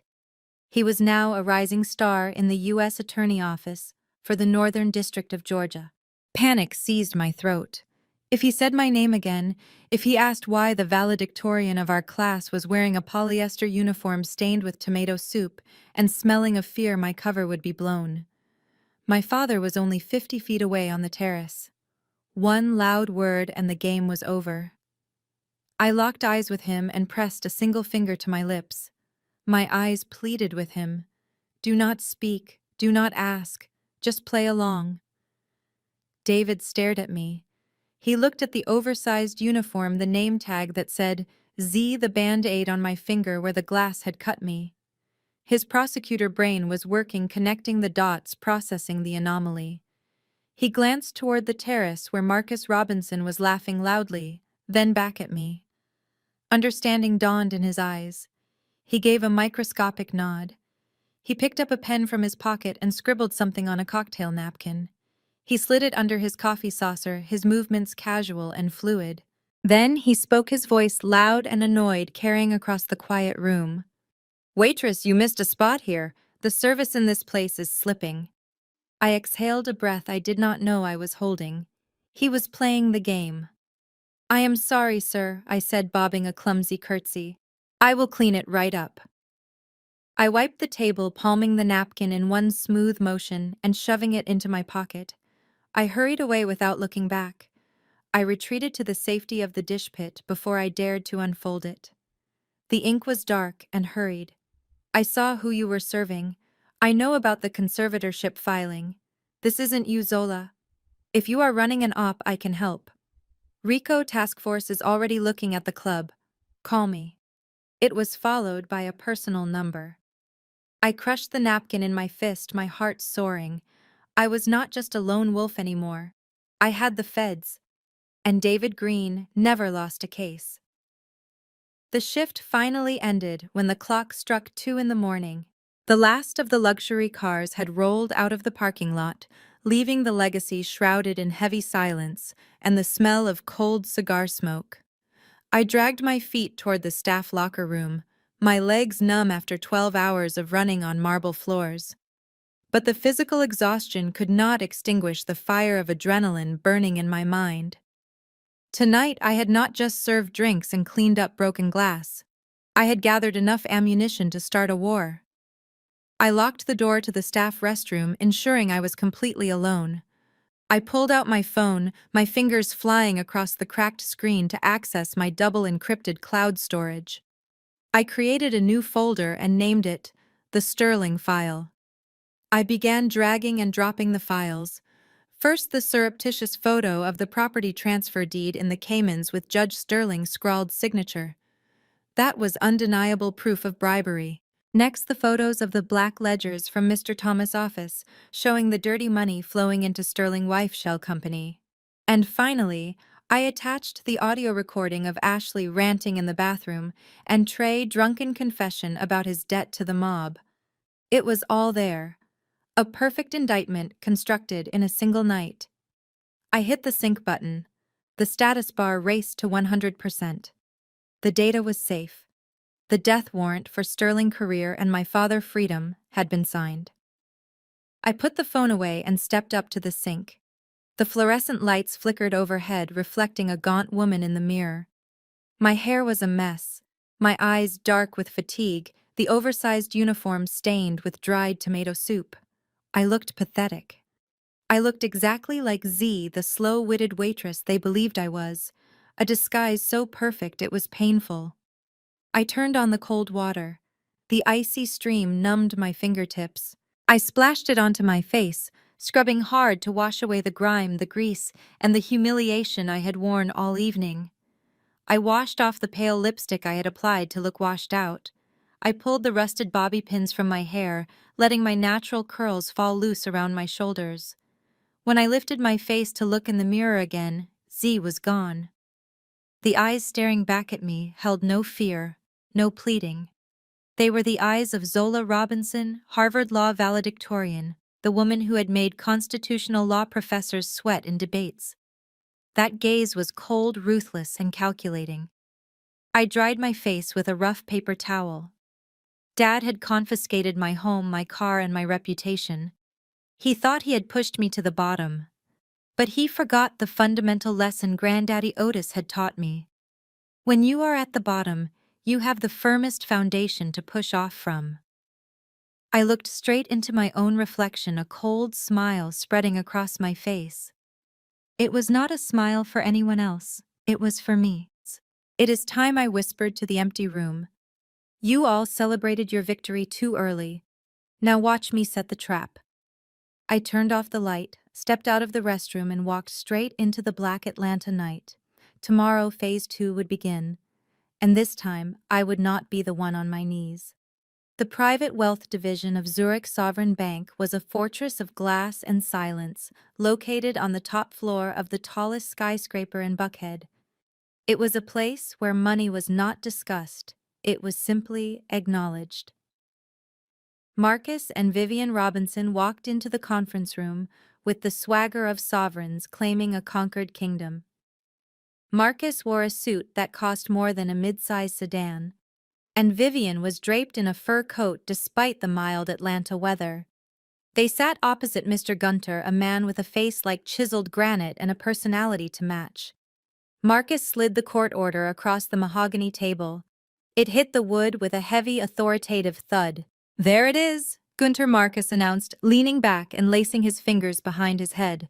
The official conservatorship order signed by Judge Sterling himself. I now have full legal authority over the Otis Robinson Trust.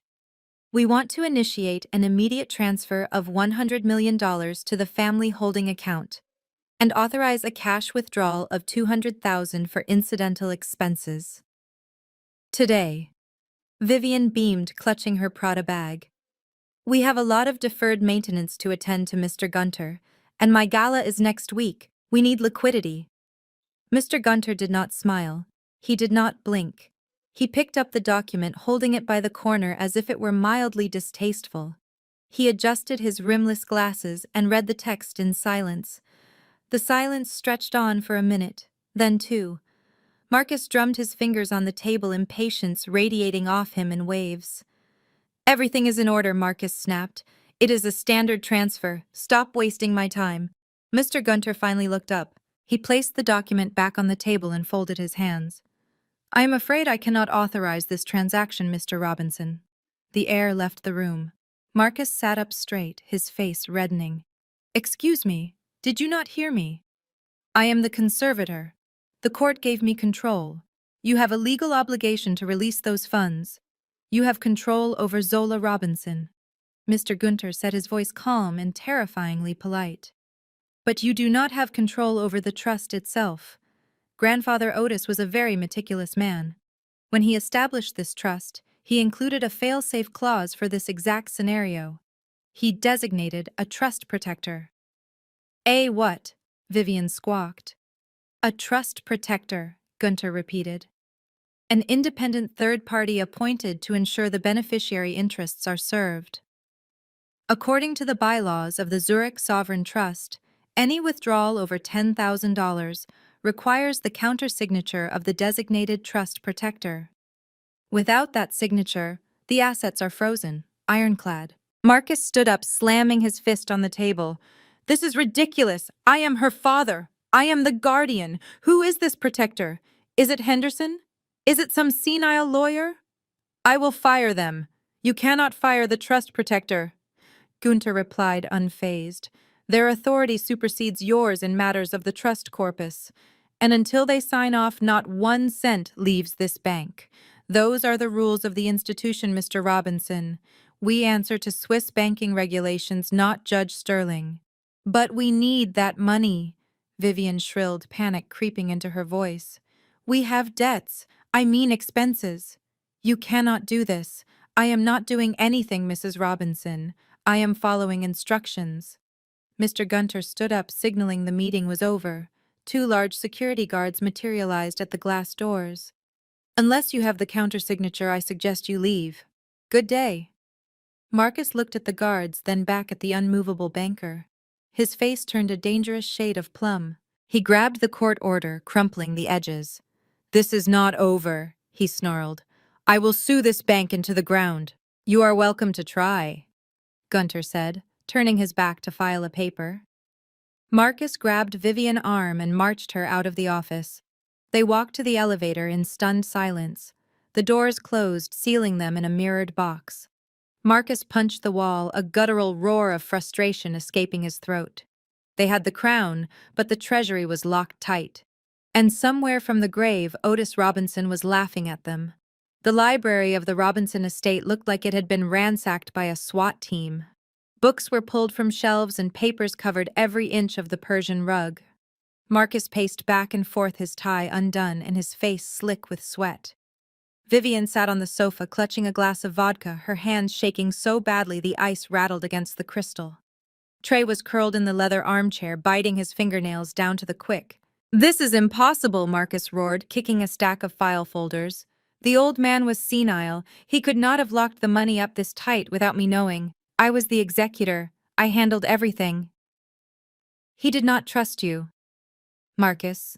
Vivian snapped, her voice shrill. "That is the truth. He knew you would spend it. And now, because of your arrogance, we are all going to be on the street. Do you know what Mr. Gunter looked like? He looked like he enjoyed telling us no." "Shut up, Vivian," Marcus yelled. "I am thinking. We just need to find the name." The banker said, "Trust protector. That is a specific legal entity. It has to be in the original bylaws." Trey looked up, his eyes wide and terrified. "Dad, you have to fix this." Tony called me again. He said if he does not have the first installment by Friday, he is going to start sending pieces of me home in a box. "I cannot die, Dad. I am too pretty to die." "Stop whining," Trey Marcus hissed. "Nobody is going to die. We just need to find this mysterious protector, pay them off, and get the signature. Everyone has a price." Ashley, who had been silently reading through a dusty leather-bound binder near the window, suddenly stood up. Her finger traced a line on the yellowed paper. "I found it," she said, her voice cutting through the panic. "It was in the appendix, Clause 88, the poison pill." Marcus rushed over, ripping the binder from her hands. "Where? Show me." "Right there," Ashley pointed. "It says the trust protector shall be the managing partner of the Zor Legal Group. And look at the designated individual." Marcus squinted at the fine print. The color drained from his face. He read the name aloud, his voice trembling with disbelief. "Zola Otis Robinson, Esquire." The room went silent. Then Trey burst out laughing, a hysterical, high-pitched sound. "Zola," he choked out. "The waitress. Granddaddy appointed Zola as the protector. That is hilarious. She cannot even protect a tray of drinks from falling over. It says Esquire, Marcus muttered, staring at the paper. That means lawyer. The old man must have written this years ago. He must have had this delusion that she would become some big-shot attorney. He did not know she would end up a junkie dropout. This is perfect, Vivian said, standing up and wiping her mouth. This is actually perfect, Marcus. Don't you see? If Zola is the protector, we control her. You are her conservator. You own her. You can just grab her hand and force her to sign the document. We do not have to negotiate with a stranger. We just have to drag the little idiot to the bank. Marcus' eyes lit up. A slow, predatory smile spread across his face. You are right. The old man tried to be clever, but he just handed us the keys. He appointed Zola thinking she would be smart enough to stop us. He did not account for her being a mental invalid. Ashley frowned, looking at the document again. But why is it listed under a legal group? Zor Legal. Does that even exist? Who cares? Marcus waved his hand dismissively. It is probably a shell entity Otis set up for her. It does not matter. The authority rests with the individual, and the individual is currently scrubbing floors at my club. He grabbed his jacket off the chair. Get the car, Trey. We are going to pay your sister a visit. We are going to get that signature tonight, even if I have to break her fingers to get it. They rushed out of the room, fueled by a fresh wave of arrogance. They saw the name, but they missed the truth. They thought the title Esquire was a grandfather wishful thinking. They had no idea it was a warning. They were running toward the one person who had the legal power to bury them, and they were bringing the shovel. The storm outside mirrored the chaos inside the Robinson mansion, but the real danger didn't come from the thunder. It came from the front door, which swung open without a sound. The state-of-the-art security system had been bypassed with terrifying ease. Tony Marcano walked into the foyer, flanked by two men who looked like they chewed concrete for breakfast. Tony was not a large man, but he carried an air of lethal stillness that made the air in the room drop 10 degrees. He shook the rain off his umbrella, casually dripping water onto the pristine marble floor. "Who are you?" Marcus barked, trying to summon the authority he had lost hours ago. "Get out of my house before I call the police." Tony laughed softly, a dry, humorless sound. "The police take 15 minutes to get out here to the suburbs, Mr. Robinson. My men can dismantle this house and everyone in it in 5. He walked past Marcus and sat on the arm of the sofa right next to a trembling Trey. Trey shrank away, his face the color of ash. "Tony, please," he whimpered. "I told you, the money is coming. We just hit a snag at the bank." "A snag?" Tony repeated, picking up a crystal figurine and inspecting it. "Is that what we are calling it? I heard your accounts are frozen. I heard you walked out of Zurich Sovereign with nothing but a piece of paper. You see, bad news travels fast in my circle. And I do not like bad news." He suddenly smashed the crystal figurine against the coffee table. The sound was like a gunshot. Vivian screamed and covered her mouth. Ashley retreated to the corner, her eyes wide. "You owe me $5 million, Trey," Tony said, his voice dropping to a whisper. "Plus interest. And the clock is ticking. You have 3 days, 72 hours. By Friday midnight, I want my money. We will get it," Marcus interjected, stepping between Tony and his son. "We have a plan. The assets are there. We just need a signature." "I do not care about signatures," Marcus, Tony said, standing up and smoothing his suit. "I care about results. If I do not have my money by Friday, I am not coming back for a chat. I will take this house. I will take your cars. And then I will take payment in flesh. Maybe a finger from the pretty wife. Maybe a kneecap from the golden boy here." He walked up to Marcus, invading his personal space. "You are a businessman, Marcus. You understand leverage. Right now you have none. Fix this, or I will fix it for you. And my methods are messy." Tony signaled his men. They turned and walked out, leaving the front door wide open to the storm. The wind howled through the hallway, blowing rain onto the expensive rugs. Marcus stared at the open door, his chest heaving. The veneer of the respectable businessman was gone. He was a cornered animal. The pressure was crushing him. He looked at his terrified family. Trey was sobbing on the floor. Vivian was hyperventilating. They were weak. They were useless. It was up to him. He slammed the front door shut and locked it. He turned to Trey, his eyes wild and bloodshot. "Get up," he ordered. "Stop crying." "What are we going to do, Dad?" Trey wailed. "He is going to kill us." Marcus walked to the liquor cabinet and poured a drink, downing it in one gulp. "We are going to do what needs to be done. We are not waiting for Banks. We are not negotiating. We are going to find Zola, tonight, and she is going to sign that document if I have to hold the pen in her hand myself." He grabbed his keys. The desperation had turned into madness. He was willing to cross any line. He was willing to break the law. He was willing to break his daughter. "Come on," he snarled. "We are going to the boarding house. The hunt is on." The black Mercedes screeched to a halt in front of the Rest Easy boarding house, looking like a spaceship that had crash-landed in a landfill. Marcus Robinson stepped out, his Italian leather shoes sinking immediately into a puddle of grime. He didn't care. The madness of debt and the terror of Tony Marcano's threat had stripped away his dignity. Trey scrambled out after him, shielding his head from the rain, his face pale as a ghost. They burst into the lobby. The landlady woke up with a start, about to scream, but Marcus silenced her with a wad of cash thrown in her face. "Room 4B, he roared. She pointed a trembling finger toward the dark, moldy staircase. They stomped up the creaky wooden hallway. At door 4B, Marcus didn't knock. He signaled Trey. Summoning the hysterical strength of a coward, cornered Trey kicked the door. The cheap wood eaten away by termites gave way with a splintering crack. I was curled up on the sagging mattress, feigning the panic of a wounded animal. I screamed, pulling the thin blanket up to my chin as the two dark figures stormed in. "Dad, Trey, what are you doing?" I stammered, my voice trembling perfectly. Marcus didn't speak. He lunged forward, ripped the blanket away, and threw a thick legal document onto the bed. "Sign it," he ordered, the stench of expensive scotch and desperation hot on my face. It was a permanent waiver of rights. A hastily drafted but lethal document.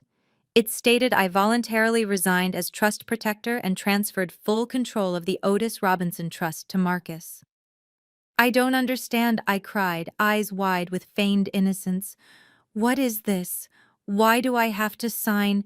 "You don't need to understand," Trey hissed, blocking the doorway like a prison warden.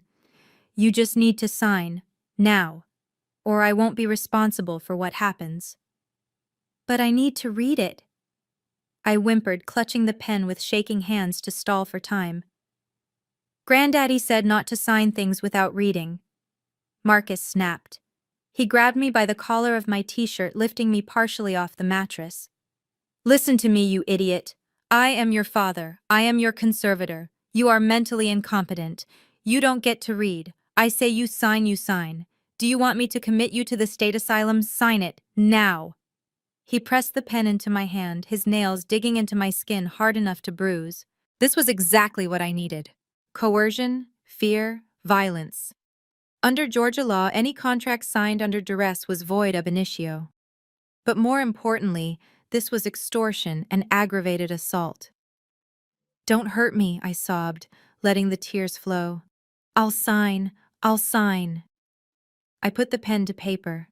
The signature was shaky, jagged, the perfect scrawl of a terrified victim. Zola Otis Robinson. Marcus snatched the paper away the moment the ink hit the page. He checked the signature, a feral grin spreading across his face. "Good," he sneered, smoothing the paper. "You should have been this obedient from the start. And don't bother calling the police. No one believes a crazy waitress." They turned and left, leaving the broken door swinging on its hinges. The sound of their engine faded into the rainy night. I sat up, the tears drying instantly. The pain in my wrist was real, but the smile on my face was razor sharp. I walked to the dilapidated wardrobe and pulled out the night vision infrared camera I had hidden among the pile of old clothes.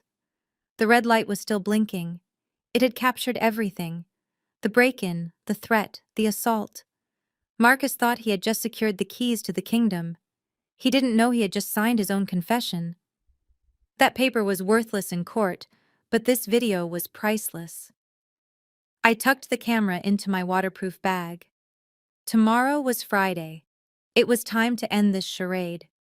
Even after securing the signature, the toxic energy in the room did not dissipate. It curdled. Trey was vibrating with a manic mixture of relief and lingering terror from the threats he had received earlier. He looked around my squalid room, his eyes landing on the few personal items I had managed to salvage. The sight of my poverty didn't elicit pity. It triggered his need to destroy. "You think you are so holy, don't you?" Trey shouted, his voice cracking. "Living in the gutter like a martyr." He grabbed the cheap ceramic lamp from the bedside table and hurled it against the wall. It shattered, sending shards of sharp porcelain raining down onto the threadbare carpet. "Trey, please!" I shrieked, scrambling backward on the mattress. "That is all I have." He didn't stop. He kicked my open suitcase, sending my waitress uniforms flying into the dirt. He stomped on my only pair of non-work shoes, grinding the heel into the floorboards. "You are trash, Zola," he yelled. His face twisted and ugly. "You live like a rat because you are a rat." I looked at Marcus, begging for intervention. "Dad, make him stop. Please." Marcus watched the destruction with cold indifference. He folded the signed waiver and tucked it securely into his breast pocket. Then he turned his gaze to me. It wasn't the look of a father. It was the look of a man who viewed me as a loose end that needed to be tied off. "You brought this on yourself," he said, his voice low and dangerous. I reached out to grab his sleeve, a desperate, instinctual move. "Dad, please, I just want—" He didn't let me finish. He backhanded me. The blow was sudden and heavy. His signet ring caught my lower lip, tearing the skin. My head snapped back with the force of the impact, and I tasted the hot metallic tang of copper in my mouth. I crumpled onto the mattress, clutching my face, letting out a sob that was half pain, half performance. "Don't you ever touch me," Marcus hissed, looming over me. "And don't you ever call me Dad again. You are nothing to me. Just a signature on a piece of paper." I cowered against the wall, trembling violently. "I am sorry. I am sorry," I whimpered, making myself as small as possible. Marcus leaned down, his face inches from mine. "Listen to me closely. If you try to contest this, if you go to a lawyer or the police or even look at a telephone, we will come back. And next time Trey won't just break a lamp. Do you understand?" I nodded rapidly, tears streaming down my face, mixing with the blood on my chin. "Yes, I understand." "Let's go," Marcus barked at Trey. Trey spat on the floor near my feet as a final insult, and they marched out of the room. I listened to their footsteps recede down the hallway, followed by the slam of the front door and the roar of the Mercedes engine peeling away. Silence returned to room 4B, broken only by the sound of rain and my own breathing. I slowly lowered my hand from my face. My lip was throbbing, and my cheek burned, but my eyes were dry and hard. I reached into the deep pocket of my sweatpants and pulled out a simple black ballpoint pen. I twisted the top barrel. A tiny blue light blinked once and then went solid. Recording saved. The camera in the wardrobe had caught the visuals, but this pen had captured the audio with crystal clarity. The sound of the lamp shattering, the wet thud of his hand hitting my face, the explicit verbal threats of future violence. I wiped the blood from my lip with my thumb and looked at it. It was bright red. DNA evidence. "You wanted a waiver, Marcus?" I whispered to the empty room. "You just signed a confession to battery and witness intimidation." I stood up, ignoring the mess Trey had made. I had work to do. I needed to upload the audio, photograph my injuries, and send the final packet to David Green. The physical pain was sharp, but it was nothing compared to the satisfaction settling in my chest. They had drawn first blood, but I was going to draw the last. I waited exactly 10 minutes after the Mercedes taillights disappeared before I picked up the landline in the hallway. My lip was swelling rapidly, and my room looked like a war zone, but my mind was operating with the cold precision of a grandmaster moving a queen. I dialed my father's cell number. He answered on the second ring, the noise of the car engine humming in the background. "What?" Marcus barked. "If you are calling to beg, save your breath. The deal is done." "It's not done," I said, pitching my voice to sound tremulous and broken, choking back fake sobs. "Dad, please listen. I don't want you to come back. I don't want Trey to hurt me again. I just want this to be over." "It is over, Zola," he snapped. "I have the signature." "But it won't work," I wailed, injecting a note of frantic desperation. I remembered what Granddaddy told me about the Swiss accounts. "Mr. Gunter, he is a stickler. He saw you today. He knows you are desperate. If you walk in there with a wrinkled piece of notebook paper that has blood on it, he will call the authorities. He will flag the transaction for fraud. You won't get the money by Friday. You won't be able to pay Tony." There was a silence on the other end. I could practically hear the gears grinding in Marcus's head. He knew I was right. Swiss bankers did not accept dirty napkins as legal tender. "What are you saying?" Marcus asked, his voice suspicious, but less aggressive. "We have to do it right." I sniffled. "I don't want any trouble. I just want to go back to my life. Let's meet at the family law firm tomorrow morning. With Mr. Vance. And a notary. I will sign a formal ratification of waiver on official letterhead. A clean copy. If it's notarized, Gunter can't say no. He has to release the funds immediately." I heard Trey's muffled voice in the background asking what was happening. Marcus hushed him. "You would do that?" Marcus asked. "You would walk into the office and sign voluntarily." "I just want you to leave me alone," I whispered. "I'll do whatever you want. Just promise you won't hit me again." "Fine," Marcus said, the arrogance returning to his tone.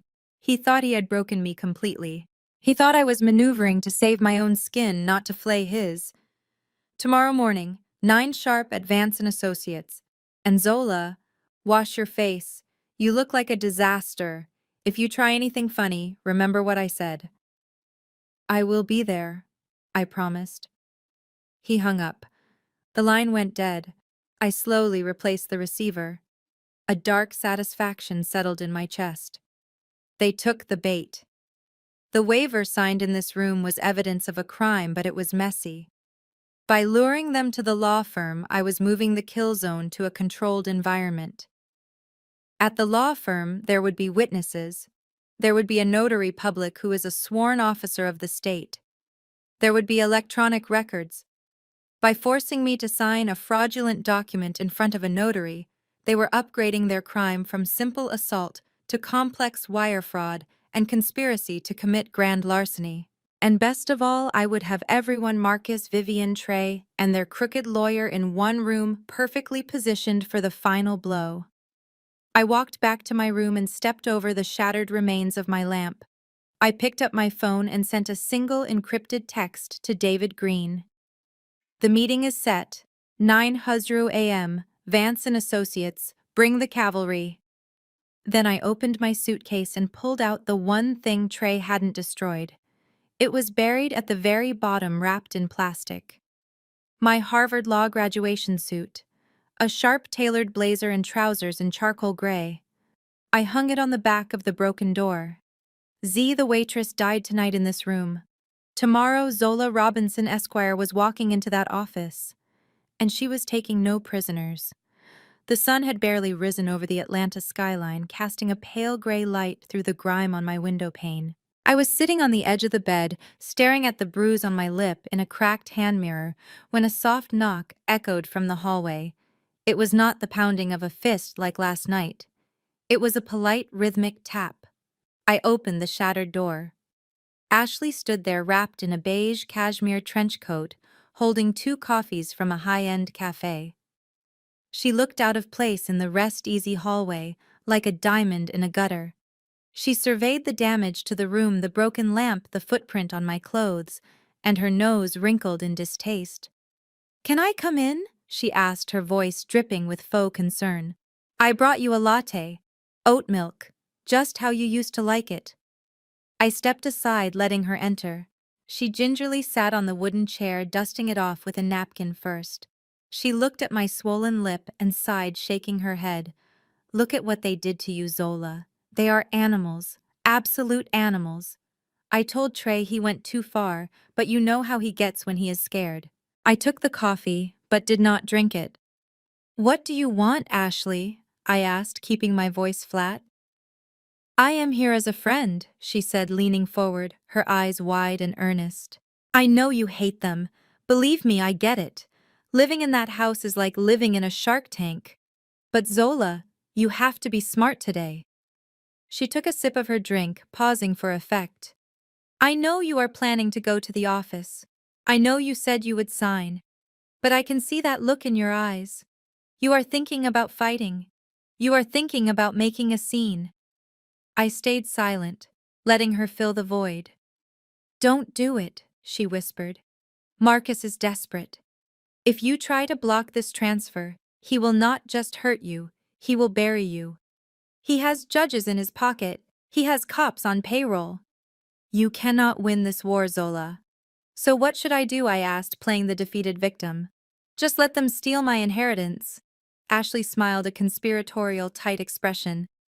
"Not steal, honey. Share. Listen, if you sign that paper today, I will make sure you get taken care of. I can slip you some cash. Enough to get a real apartment. Maybe finish school." I looked at her, tilting my head. "Why do you care, Ashley? You never liked me." She laughed, a harsh sound that broke her sweet facade. "I don't care about you, Zola. I care about the timeline. See, I have a plan too." She lowered her voice, checking the open door. "I am leaving Trey. As soon as that trust fund money hits the joint account, I am filing for divorce. I have a lawyer in New York ready to freeze half the assets. But I need the money to be there first. If you block the transfer, the account stays empty. If the account is empty, I get nothing in the settlement." And I did not spend 3 years listening to Trey chew with his mouth open to walk away empty-handed. My heart rate spiked. She was admitting to conspiracy and premeditated fraud. "So you are just using me to get your payout," I stated clearly, ensuring the microphone in my pocket caught every syllable. "We are all using each other," she said, standing up and smoothing her coat. "That is how the world works. You sign the paper, I get my divorce settlement, and Trey gets what he deserves, which is a broken heart and half a bank account. It is a win-win. Just be a good girl one last time, Zola. For me." She patted my cheek right over the bruise, her ring cold against my skin. "See you at 9. Don't be late." She walked out, the heels of her boots clicking on the floorboards. I waited until she was gone before I pulled the recorder from my pocket. I replayed the audio. "I am leaving Trey. I need the money to be there first. We are all using each other." I smiled. Ashley thought she was the player. She had no idea she was just another pawn. And I had just captured the queen. Judge Sterling was fumbling with the keys to his silver Bentley in the secluded VIP section of the Legacy parking lot. He looked hungover. His tie was slightly crooked, and his eyes were bloodshot behind his rimless spectacles. He was a man who believed his position insulated him from consequence. I stepped out from behind a row of hedges, still wearing my oversized gray hoodie over my waitressing uniform. I looked harmless. I looked invisible. "Excuse me, Your Honor," I called out softly. Sterling jumped, dropping his keys on the asphalt. He spun around, clutching his chest. When he saw it was just me, the waitress from the night before, his fear turned instantly to annoyance. "Jesus, girl," he snapped. "You nearly gave me a heart attack. What do you want? Are you following me?" "No, sir," I said, keeping my head bowed and my voice meek. "I just wanted to return this." I held out a crumpled receipt I had picked up from the trash. "You dropped it near the valet stand." He snatched it from my hand, sneering. A gas receipt. You stopped me for trash. Get away from me before I have you fired. I took a step back, but I did not leave. I raised my eyes just enough to meet his. I just wanted to be helpful, sir, I said, my voice taking on a strange, knowing edge. You seemed so distracted last night, especially after Mr. Robinson gave you that envelope. Sterling froze. His hand hovered over the door handle. What envelope? He asked, his voice dropping an octave. The thick white one, I continued, innocent as a lamb. The one he slipped into your portfolio while I was clearing the brandy snifters. It looked very heavy, sir. I just wanted to make sure you put it somewhere safe. You know how people are. Things go missing when you are not looking. The color drained from his face, leaving it the shade of old parchment. He took a step toward me, menace in his eyes. Who have you told about this? Oh, nobody, sir. I lied smooth as silk. Just the other girls in the kitchen. We see everything you know. We talk. But do not worry, we are just the help. Nobody listens to us, right? I gave him a vacant smile, turned and walked away. I felt his eyes boring into my back, terrified and paranoid. I did not look back. I disappeared around the corner of the clubhouse and waited. Inside the Bentley, Sterling hands were shaking so badly he could barely hold his phone. I watched from a distance as he dialed. He started shouting the moment the call connected. Marcus, you incompetent fool, he roared, slamming his hand on the steering wheel. Your operation is leaking like a sieve. That waitress, the one with the frizzy hair, she just cornered me in the parking lot. She knows about the envelope, Marcus. She saw the payoff. He paused, listening to Marcus, likely trying to calm him down.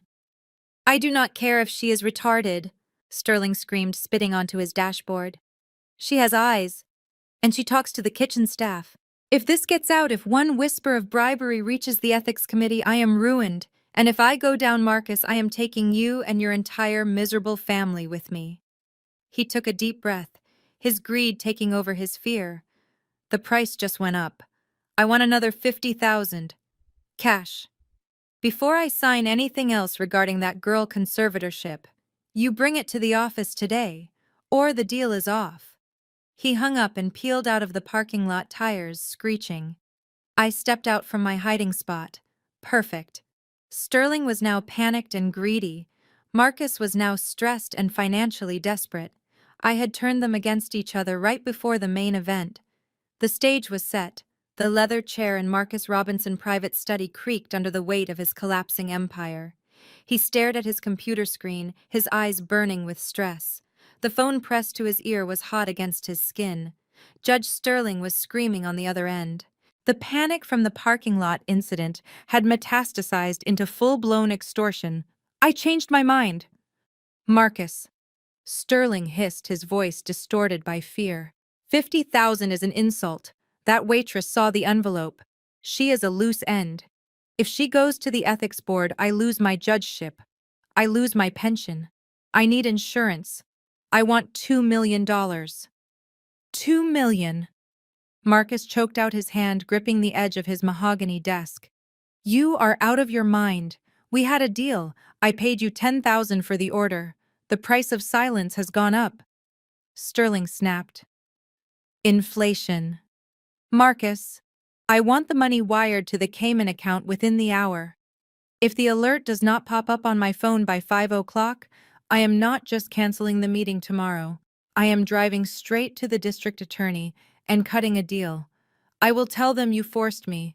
I will tell them everything. The line went dead. Marcus slammed the receiver down so hard the plastic casing cracked. He ran his hands through his thinning hair, pulling at the roots. $2 million. He did not have $2 million. He did not even have 200,000. The lavish lifestyle, the gambling debts, the hush money, it had all drained the accounts dry. That was why he needed the trust money so desperately. It was a house of cards, and the wind was picking up. He logged into his personal banking portal. Red numbers, overdraft warnings. He checked the business operating account. Barely enough to cover payroll for next week. If he did not pay Sterling, the judge would flip. If the judge flipped, the conservatorship failed. If the conservatorship failed, he could not access the trust. And if he could not access the trust, Tony Marcano would execute his son by Friday. It was a closed circle of death. His eyes drifted to the bottom of the account list on the corporate dashboard. There was one account that was still flush, the Robinson Enterprises Employee Pension Fund. It held $2.4 million. It was the life savings of the janitors, the secretaries, the groundskeepers who had worked for the company for decades. It was federally protected money. Touching it was a felony. It was theft of the highest order. It was a crime that carried a mandatory prison sentence. Marcus looked at the digital clock on his desk. 4:15 p.m. He had 45 minutes before Sterling carried out his threat. He told himself it was a loan. He lied to himself that he would pay it back the moment Zola signed the waiver and the Swiss money came through. Just a temporary bridge loan. He typed in his administrative override code. The screen flashed a bright red warning. Withdrawal of pension funds restricted. Fiduciary authorization required. He ignored it. He typed in the Cayman Island routing number Sterling had provided. He entered the amount, $2 million. His finger hovered over the enter key. For a split second, he thought about Martha, the receptionist who was retiring next month. This was her money. This was her future. Then he thought about Tony Marcano holding a knife to Trey's throat. He pressed enter. Transaction processing. Transaction complete. The numbers vanished from the pension fund, leaving a hollow shell behind. Marcus slumped back in his chair, drenched in cold sweat. He had just crossed the final line. He was no longer just a bad businessman or a corrupt father. He was an embezzler. He was a felon. But he was safe. For now. He picked up his phone and texted Sterling. "It is done. Be there tomorrow." He did not know that every keystroke he had just made was being mirrored in real time on a laptop in a boarding house room 5 miles away. The blue light of my laptop screen was the only illumination in the room. On the display, the mirror image of Marcus's desktop froze on the final confirmation window. Transaction complete. $2 million had just vanished from the Robinson Enterprises Employee Pension Fund. It was gone in a blink of an eye, wired to a shell account in the Caribbean that belonged to a corrupt judge. My heart pounded against my ribs, but my hands were steady. I hit the capture key, saving a video recording of the entire session. Then I dove into the back end. I downloaded the transaction logs, the IP address verification, and the digital authorization key Marcus had used. He thought he was being clever by bypassing the fiduciary protocols, but he was actually leaving a trail of breadcrumbs so thick a blind man could follow it. I opened the file containing the employee list. I scrolled past the names. Martha, the receptionist who always snuck me candy when I was a child. Old Mr. Henderson, the janitor who had been with the company since Granddaddy Otis started it in a garage. These people had given their lives to the company. They had scrubbed floors and answered phones believing their future was secure. And Marcus had just stolen their retirement to save his own skin. This was no longer a family dispute. This was a federal crime. This was theft on a massive scale. I minimized the surveillance window and opened a secure browser routing my connection through a server in Iceland. I navigated to the Internal Revenue Service whistleblower office portal. I began to fill out Form 211. Name of taxpayer Marcus Robinson. Allegation embezzlement, wire fraud, money laundering, tax evasion. I attached the Sterling file. I attached the photos of the false ledgers from the club. And then I uploaded the smoking gun, the real-time log of the pension fund theft. I cross-referenced the Cayman account number with the known assets of Judge Sterling. It was a beautiful, lethal packet of information. The IRS Criminal Investigation Division did not play games. They did not care about social standing or country club memberships. They cared about math. And Marcus's math did not add up. I added a note in the description field. Subject is attempting to flee jurisdiction or liquidate assets rapidly. Immediate freeze of accounts recommended. I hovered my mouse over the submit button. Once I clicked this, there was no going back. The federal government would begin a quiet, grinding investigation that would eventually strip the Robinson family of everything they owned. It was the nuclear option. I thought of Martha. I thought of the way Marcus had looked when he backhanded me. I thought of Granddaddy Otis dying in that hospital bed begging me to save his legacy. I clicked submit. The screen refreshed. Submission received. Case number 8892. I sat back in the darkness. The digital paper trail was now in the hands of the most ruthless accountants on the planet. By the time Marcus walked into that meeting tomorrow, the wheels of justice would already be turning beneath his feet. He would not hear them coming until it was too late. I closed the laptop. The night was over. It was time to put on the suit. The irony of the evening was suffocating.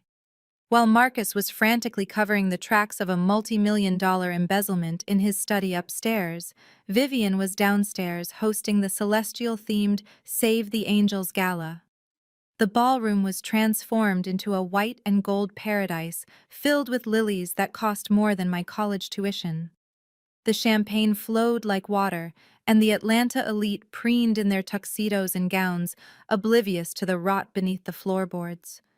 I stood in the kitchen pantry staring at the garment Vivian had laid out for me. It was not a server uniform. It was a costume. It was a shapeless gray sack made of rough burlap material that looked like something out of a Dickensian nightmare. "Put it on," Vivian commanded, sweeping into the room with a glass of Prosecco in hand. "And wash that makeup off your face. You look too healthy. I need you to look broken." I held up the dress. "Mother, this is ridiculous. I look like an orphan from the 1800s. "That is the point," Vivian snapped, adjusting her diamond necklace. "The theme is Rescue Zola. I am the savior. You are the project. The press is here. The Atlanta Tatler is doing a feature on my philanthropy. They need to see the contrast. They need to see how low you have fallen, so they can appreciate how high I am lifting you up. Now put it on, and do not smile. If I catch you smiling, I will have security throw you out." I put on the dress. It scratched my skin and hung off my frame, making me look frail and destitute. I walked out into the ballroom carrying a tray of caviar blinis. The music stopped as Vivian tapped a spoon against her glass. She stood on the grand staircase, a vision in shimmering silk. "My friends," she began, her voice trembling with practiced emotion. "Thank you for coming. We all know the Robinson family has been blessed. But our greatest blessing is the ability to give back." She gestured dramatically toward me. The spotlight swung around, blinding me. I froze, clutching the tray, my head bowed in the role of the penitent sinner. "This is my daughter Zola," Vivian announced. "Many of you know her story. The drugs, the rebellion, the waste of potential. It broke a mother heart. But we did not give up on her. We welcomed her back. We are teaching her the value of service, the dignity of labor." A murmur of sympathy rippled through the crowd. Cameras flashed, capturing the image of the benevolent matriarch looking down on the pathetic servant. "Come here, Zola," Vivian beckoned. I walked up the stairs, my steps heavy. Vivian pulled me into a stiff, one-armed hug, turning us toward the photographers. She squeezed my shoulder hard, her nails digging into my flesh, while she smiled beatifically for the lenses. "Smile with your eyes, but look sad," she hissed through her teeth. "Look grateful." I looked at the camera. I did not look sad. I looked hollow. I played the part perfectly, letting them capture the ultimate proof of their cruelty. This photo would not just be in the society pages. It would be Exhibit A in the court of public opinion. "Thank you, Mommy," I whispered, my voice amplified by her microphone. "You are so good to me." The crowd applauded. Vivian beamed, soaking in the adoration. She released me and shooed me away. "Go back to work now, dear. The guests are hungry." I walked back down the stairs, descending into the shadows. Let them eat their caviar. Let them toast to their own generosity. They had no idea that the girl in the burlap sack was not a charity case. She was the executioner. And the guillotine was falling tomorrow morning. The crystal podium stood on the landing of the grand staircase, waiting for the queen of the evening. Vivian was busy accepting compliments on her dress near the champagne tower, her back turned to the stage. This was my window. I moved through the crowd clutching a tray of empty flutes, my burlap sack costume rendering me invisible to people who only saw price tags. I walked up the side steps to the landing. I placed a fresh glass of water on the podium shelf, and with a sleight of hand I had practiced a dozen times, I swiped the ivory envelope containing her speech and replaced it with an identical one from my pocket. The swap took 2 seconds. I retreated to the shadows beneath the balcony, my heart hammering a silent rhythm against my ribs. 5 minutes later, the lights dimmed. A spotlight hit the podium. Vivian ascended the stairs waving like royalty. She adjusted the microphone, her diamonds catching the light. She put on her reading glasses and opened the envelope. She smiled at the hushed crowd. My dearest friends, she began, her voice projecting warmth and sincerity. We gather here tonight to speak of charity, of giving, of the light we bring to the darkness. She looked down at the paper to read the next line. I watched her face closely. I saw the moment her brain registered the words. Her smile faltered, her brow furrowed in confusion. She blinked, thinking perhaps she had misread it. But she continued reading aloud, her autopilot taking over before she could stop herself. We gather to celebrate the true mission of the Robinson family, which is not to save the angels but to save ourselves from the truth. A ripple of confusion moved through the room. A few guests exchanged glances. Vivian paused, a nervous chuckle escaping her lips. She squinted at the paper, her hand starting to tremble. She read the next sentence, her voice dropping to a whisper that the microphone picked up with brutal clarity. I stand before you tonight not as a philanthropist, but as a fraud.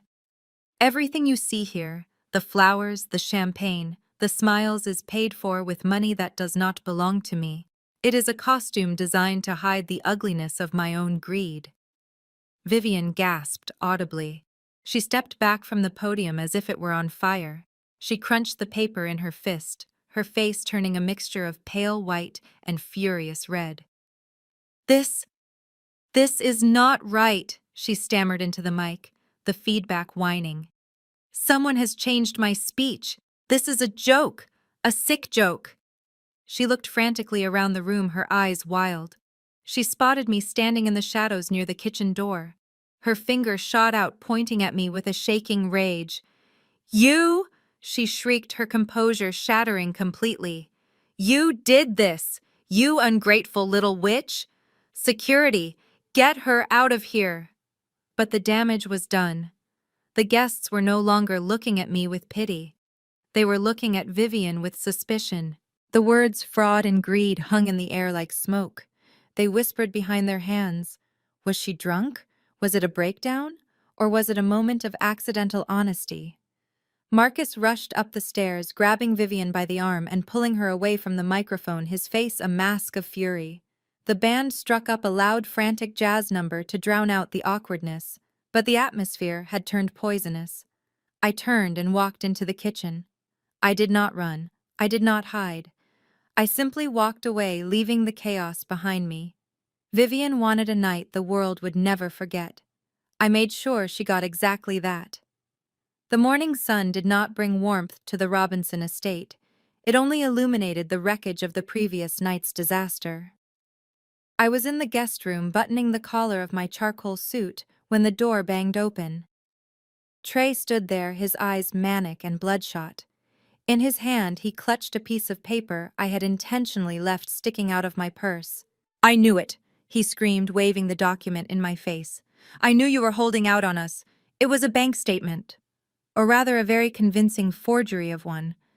It listed an offshore account in the Cook Islands under the name Z.O. Robinson, with a transfer line indicating an incoming wire of $50,000. You stole this from Dad, Trey spat, cornering me against the wardrobe. You have been skimming off the top while playing the poor little waitress. That is my money, Zola. That is the money for Tony. I don't know what you are talking about, I said, my voice trembling with feigned confusion. That is just old paperwork. Liar. Trey pulled out his phone. I am calling the police. I am going to have you arrested for grand larceny. You are going to jail and I am taking that money. He dialed 911 screaming at the dispatcher about a theft in progress. He was spiraling. The pressure from the mob enforcer had shattered his ability to think critically. He didn't stop to ask why a waitress would leave a bank statement in plain sight. He just saw a lifeline and grabbed it.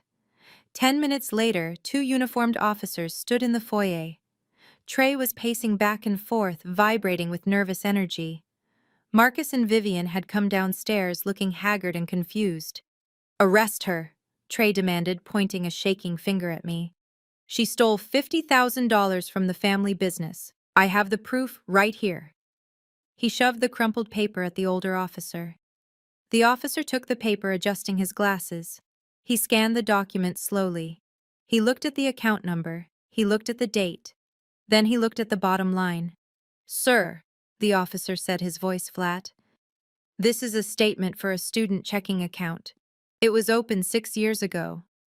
"Look at the transfer," Trey yelled. "The 50 grand. The transfer is marked pending. Insufficient funds," the officer read aloud.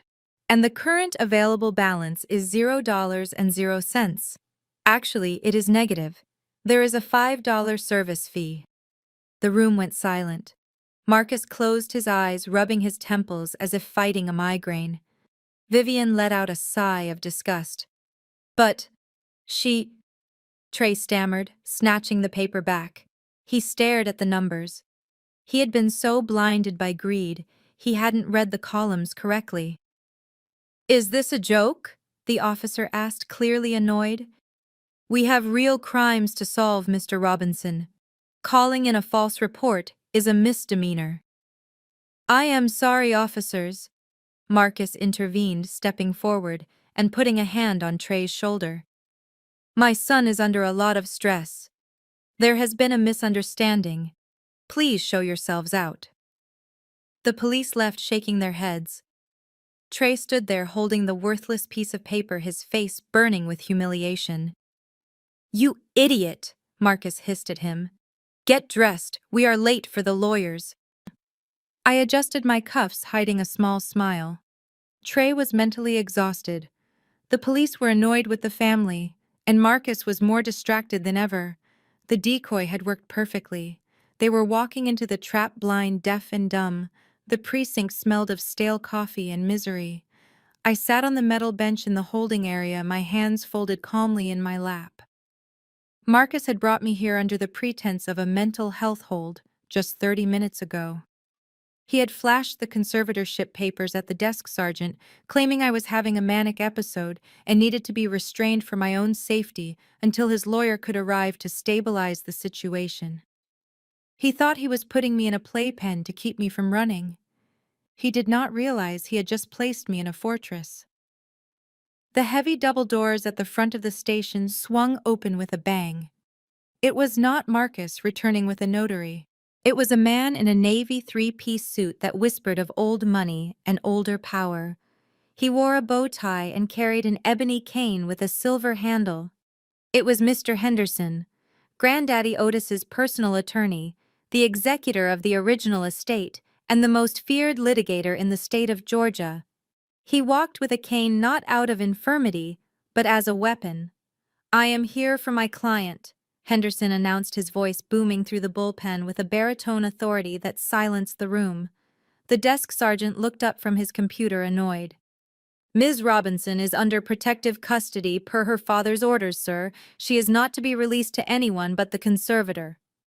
"Her father," Henderson interrupted, slamming a heavy leather briefcase onto the counter, "is a usurper and a thief, and you are currently detaining a federal whistleblower without charge." The sergeant blinked. "Whistleblower." Henderson slid a thick manila envelope across the desk. "Bail has been posted. And here is a writ of habeas corpus signed by the Chief Justice of the Georgia Supreme Court 10 minutes ago. It overrides the lower court's conservatorship order pending review. Unless you want to be named in a civil rights lawsuit alongside Marcus Robinson, I suggest you unlock that gate. Now." The sergeant read the document. His face paled. He grabbed his keys and hurried to the cell door. The lock clicked, I stepped out, smoothing the wrinkles from my charcoal suit. "Thank you, Mr. Henderson," I said, shaking his hand. His grip was dry and strong. "Do not thank me yet, Zola," he replied, his eyes twinkling behind wire-rimmed glasses. "We have a long night ahead of us." As we walked out the front doors toward his waiting town car, Marcus's black Mercedes screeched into the parking lot. He jumped out, Trey trailing behind him, looking confused. "What is this?" Marcus screamed, sprinting toward us. "Where are you taking her? I have custody. That is kidnapping." Henderson turned slowly on the precinct steps. He looked at Marcus with the absolute disdain one reserves for a cockroach. "You have nothing," Marcus, Henderson said calmly. "I have just filed an ex parte emergency motion for the immediate suspension of your conservatorship based on new evidence of gross financial misconduct, embezzlement, and physical abuse. The hearing is set for tomorrow morning at 8:00 a.m. in open court." "You can't do that." Marcus sputtered, his face turning purple. "She is incompetent. We have a meeting to sign the waiver." "There will be no waiver," Henderson said, opening the car door for me. "And frankly, Marcus, I suggest you skip the civil attorney and find a very good criminal defense lawyer. You are going to need one." I slid into the leather seat of the town car. Through the tinted glass, I watched my father standing on the pavement, his mouth open, impotent rage radiating off him. He had tried to bury me in the dark. Now Mr. Henderson was dragging him into the light. The backroom deals were over. We were going to war. Would you like me to write the next segment where the courtroom battle begins? The Robinson mansion was ablaze with light, a beacon of arrogance visible from the street. Inside the library, the mood was electric, with the manic energy of a victory declared before the war was won. Marcus stood by the fireplace, a crystal tumbler of amber liquid in his hand, his face flushed with triumph. He raised his glass to the room. To Judge Sterling, Marcus announced, his voice booming. "The greediest man in Georgia, but a man who stays bought. $2 million was a steep price, but freedom is expensive. Tomorrow he signs the permanent commitment order. Zola goes to the sanitarium, we get the trust, and life returns to normal." Vivian clinked her glass against his, her laughter shrill and brittle. "It is for the best, Marcus. She is clearly unstable. Calling the police on her own brother, making up stories about bank accounts. The girl needs professional help. We are doing the humane thing." Trey was sprawled on the leather sofa, the terror of the last few days finally bleeding out of him. He looked almost comatose with relief. "Tony called," he mumbled, slurring slightly. "He knows the money is coming. He gave me an extension. I am going to live." Ashley sat in the corner nursing a glass of water. She watched them with cold, calculating eyes. She knew the ship was sinking, but she was just waiting for the right moment to jump onto the lifeboat with the cash. Across town, in the guest suite of Mr. Henderson's brownstone, the atmosphere was a vacuum of sound. The curtains were drawn. The only light came from a street lamp outside, casting long, sharp shadows across the floor. I stood before the full-length vintage mirror. The girl who had scrubbed floors in a polyester uniform was gone. The girl who had cowered in a boarding house was gone. I reached for the garment bag hanging on the door. I unzipped it slowly, the sound tearing through the silence. Inside hung my armor.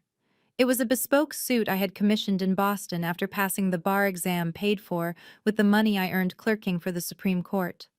Charcoal gray Italian wool, silk lining, tailored to within a millimeter of my life. I stepped into the trousers. They felt perfectly sharp creases running down to my ankles. I buttoned the crisp white Oxford shirt, fastening it all the way to the neck. I tied my hair back into a severe tight bun. No loose strands. No softness. Finally, I slipped on the blazer. It settled onto my shoulders like a second skin. It had weight. It had authority. I smoothed the lapels. I looked at my reflection. Marcus thought he was fighting a waitress named Z. He thought he was fighting a scared daughter. He had no idea he was about to step into the ring with Zola Otis Robinson Esquire. I walked to the desk where the files were stacked high. The Sterling file, The IRS whistleblower confirmation, the affidavits from the boarding house, the recordings. I picked up my briefcase.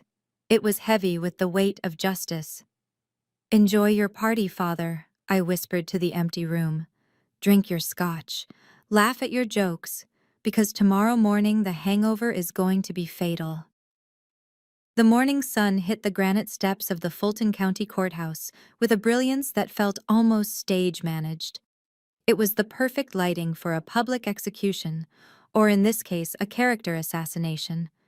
A swarm of reporters had gathered at the bottom of the stairs, their microphones bristling like a hedge of thorns. They were there because the Robinsons had tipped them off.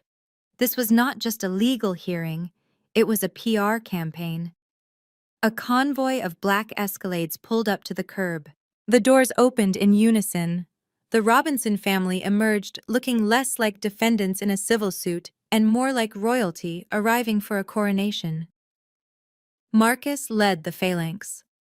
He wore a navy Tom Ford suit that cost more than the average American car, his tie a confident shade of crimson. He buttoned his jacket and waved solemnly to the cameras projecting the image of a weary patriarch burdened by duty. Vivian followed draped in a modest but impeccably tailored Chanel suit in soft cream.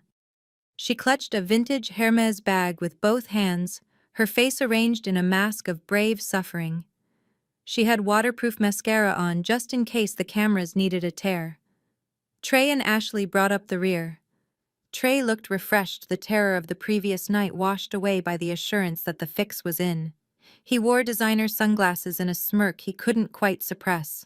Ashley looked bored, checking her phone, treating the proceedings with the casual indifference of a spectator at a tennis match. Mr. Robinson, a reporter from Channel 5, shouted, "Is it true you are seeking permanent institutionalization for your daughter today?" Marcus stopped halfway up the steps. He sighed a heavy theatrical sound. "It is with a heavy heart that we are here today," he said, his voice grave. "No father wants to see his child locked away. But Zola is sick. She is a danger to herself and others. We are doing this to save her life." Vivian stepped forward, placing a comforting hand on Marcus' arm.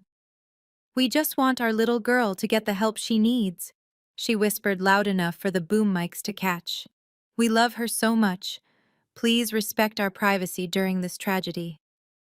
They turned and ascended the stairs, the cameras flashing behind them. Inside the lobby, away from the lenses, the facade dropped instantly. "God, these people are vultures," Vivian muttered, checking her reflection in the brass elevator doors. "Do I look pale enough?" I skipped blush to look more distressed. "You look perfect, honey," Marcus said, checking his watch. "Sterling is in chambers. The clerk said we are first on the docket, 5 minutes in and out, then we go to the bank." Trey laughed, leaning against the wall. "I hope the asylum has a nice view. Maybe a padded room will finally shut her up. Do you think she will scream when they drag her away?" "Let's just get this over with," Ashley said, tapping her heel. "My flight to Paris is at 6. The elevator dinged. They stepped out onto the 4th floor, walking down the marble hallway with the swagger of people who owned the building. They pushed open the heavy oak doors of courtroom 4B, expecting to see a terrified girl in rags cowering at the defendant's table. They walked in expecting a surrender. They were walking into an ambush. The bailiff stood by the judge's bench and cleared his throat. "All rise. Docket number 4492, in the matter of the emergency conservatorship of Zola Otis Robinson." Marcus stood up, straightening his tie. He put on his solemn face, ready to look at a disheveled drug addict. He expected to see a girl in a hospital gown, or perhaps the same dirty clothes she had worn to the precinct. He expected a broken thing. The double doors at the back of the courtroom swung open. They did not bang. They opened with a controlled, heavy swoosh, click, click, click. The sound of stilettos on the marble floor was sharp and rhythmic. It was the sound of a metronome counting down to an explosion. Zola walked in. The air left the room. The girl who entered was not Z, the waitress. She was not the weeping daughter from the boarding house. She was a vision of corporate lethality. She wore a charcoal gray Armani suit that fit her frame with architectural precision. The fabric devoured the light. Her trousers broke perfectly over 4-inch black pumps. Her hair was pulled back into a severe, intricate knot, revealing a face that was scrubbed clean of makeup but radiated a terrifying intelligence. In her right hand, she carried a briefcase. Not a backpack, not a purse. A vintage alligator skin briefcase with gold hardware. She walked down the center aisle. She did not look at the gallery. She did not look at her family. She looked straight ahead at the bench, her gaze fixed on the seat of justice. Vivian gasped loud enough to echo off the high ceiling. She clutched Marcus' arm, her nails digging into the fabric of his jacket. Marcus stared, his mouth slightly ajar. His brain could not process what he was seeing.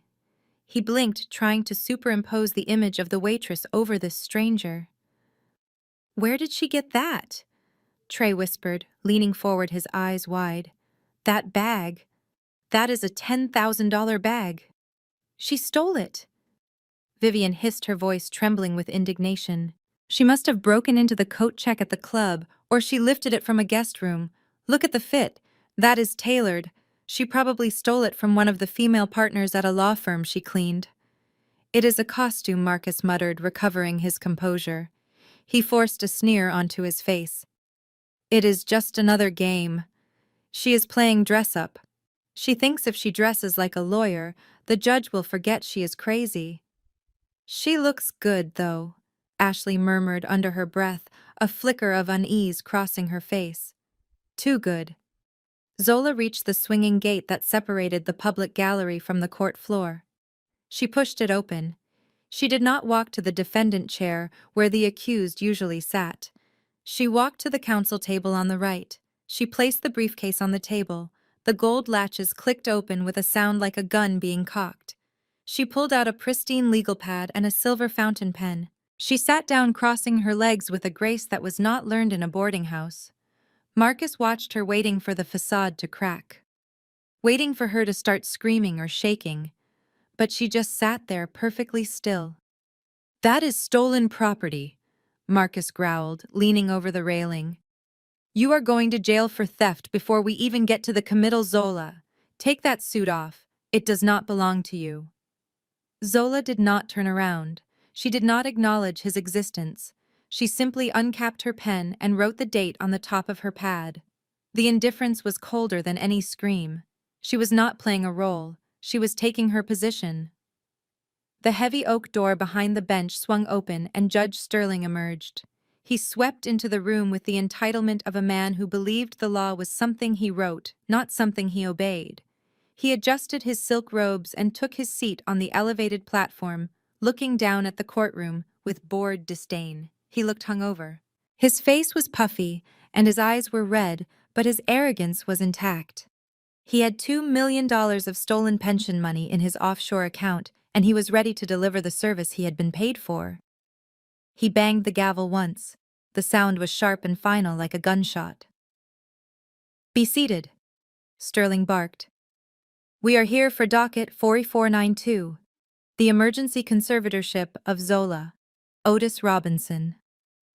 He shuffled the papers on his desk, not actually reading them, just moving them around to create the illusion of diligence. He refused to look at the defense table. He refused to acknowledge the woman in the Armani suit. To him, she was still just a nuisance, a loose end that he was about to cut off. "I have reviewed the motions filed by the petitioner," Sterling announced, his voice echoing in the silent room. "The evidence provided by Mr. Robinson is overwhelming. We have multiple affidavits attesting to the respondent mental instability, drug history, and violent outbursts. We have a documented police incident from just this morning involving a false report of theft." He looked over his glasses at Marcus, offering a microscopic nod of reassurance. Marcus leaned back in his chair, crossing his arms. The smirk on his face was wide and ugly. Vivian checked her nails. They thought it was over. In the interest of judicial economy, Sterling continued, speeding up his cadence. "I see no need to drag this out with theatrics. This court has a duty to protect those who cannot protect themselves. The respondent is clearly a danger to herself and her assets. A long, drawn-out hearing would only cause further trauma to the family." He picked up his pen, hovering it over the order form. Therefore, I am prepared to rule immediately on the motion. I am bypassing oral arguments. The medical reports are sufficient. Objection. Zola's voice cut through the air. It was not a scream. It was not a plea. It was a command. Sterling froze. His head snapped up. He looked at the defense table for the first time. He saw Zola standing there. She was not cowering. She was not crying. She was standing with perfect posture, one hand resting lightly on the leather briefcase. "You do not get to object," young lady, Sterling sneered, his face flushing. "You are the subject of this hearing. You are incompetent. Sit down and be quiet, or I will have the bailiff gag you." "I am not the subject," Zola said calmly. "I am the opposing counsel." Sterling blinked. "Excuse me." Zola picked up a document from her table. She did not walk to the bench. She stood her ground. "I am representing myself, Your Honor, as is my right under the Sixth Amendment. And unless you have lost your ability to read the docket, you will see that I am a member in good standing of the State Bar of Georgia." The courtroom went deadly silent. Sterling stared at her. He looked at the suit. He looked at the briefcase. And for the first time, fear flickered behind his glasses. He realized too late that he had not just sold a verdict. He had walked into a minefield. "Sit down!" Sterling roared, trying to regain control. "I said I am ruling." "You can rule," Zola replied, her voice ice cold. "But if you sign that order without a hearing, you will be committing a reversible error. And I will make sure the appellate court knows exactly why you were in such a hurry." The silence that followed my objection was not empty. It was heavy, sucking the oxygen out of the room. Judge Sterling's hand froze mid-air, the pen hovering inches above the commitment order.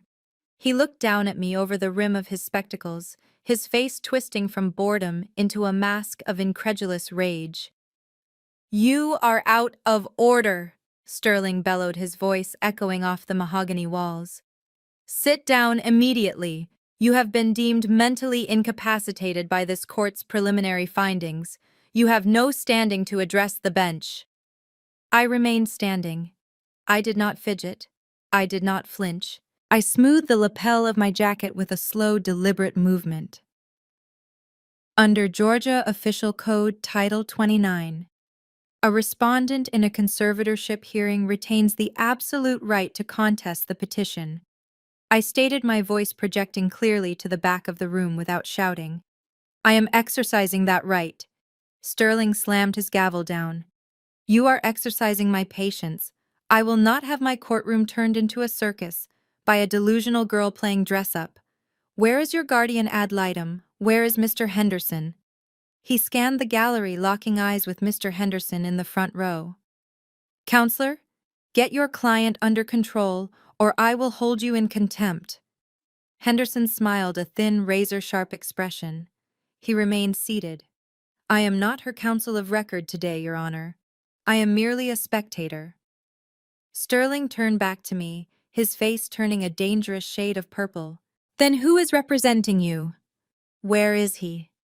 "If you do not produce an attorney within the next 10 seconds, I am signing this order and having the bailiff remove you." "My attorney is present, Your Honor," I said. "Then tell him to stand up," Sterling roared. "She is standing," I replied. A ripple of confusion went through the room. Marcus stood up at the plaintiff's table, laughing nervously. "Your Honor, please. This is exactly what we warned you about. She thinks she is a lawyer now.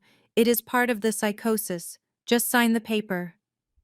"It is not a psychosis, Father," I said, turning my head slightly to look him in the eye. "It is a Juris Doctor." I turned back to the judge. I reached into the inner pocket of my blazer and pulled out a small laminated card. I held it up. The overhead lights caught the gold holographic seal of the state of Georgia.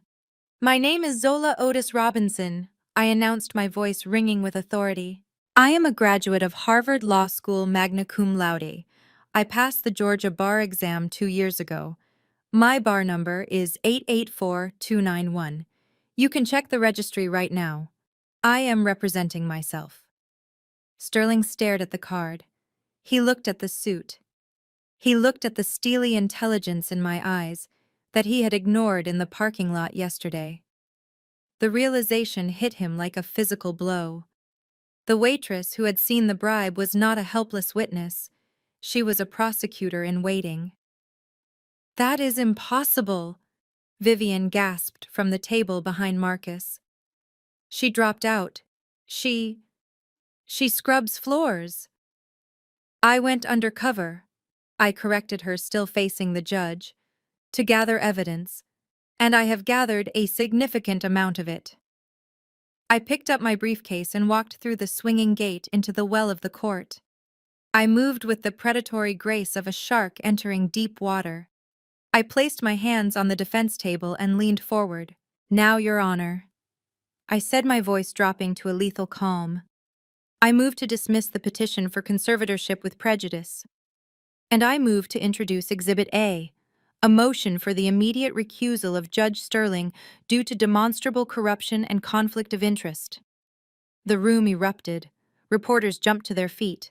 Marcus slumped back into his chair, the blood draining from his face. Sterling sat frozen on his throne, the gavel still clutched in his sweating hand, looking at me as if I were the Grim Reaper himself. The trap had snapped shut. The courtroom air was so stagnant it felt solid, a wall of humidity and hostility. Judge Sterling stared down at me, his face a mask of purple rage. He was used to defendants who mumbled, cried, or begged. He was not used to being defied. Mr. Henderson, Sterling barked, swiveling his chair toward the gallery. I am warning you. Control your client or I will hold you in contempt. If she does not have representation, this hearing is over. Mr. Henderson did not move. He simply crossed his legs and offered a small, polite smile. She does not require my assistance, Your Honor. Sterling turned back to me, gripping his gavel like a weapon. Last chance.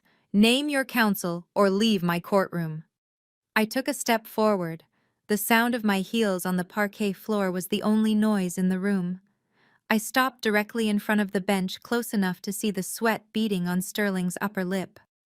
I locked eyes with him. I let the silence stretch for 3 seconds, letting the tension coil like a spring. Then I spoke. My voice was not the soft murmur of Z the waitress. It was the projected resonant baritone of a litigator who had commanded moot courts and lecture halls. I represent myself, Your Honor. Marcus let out a scoff that sounded like a bark. This is insanity. She is hallucinating. I ignored him.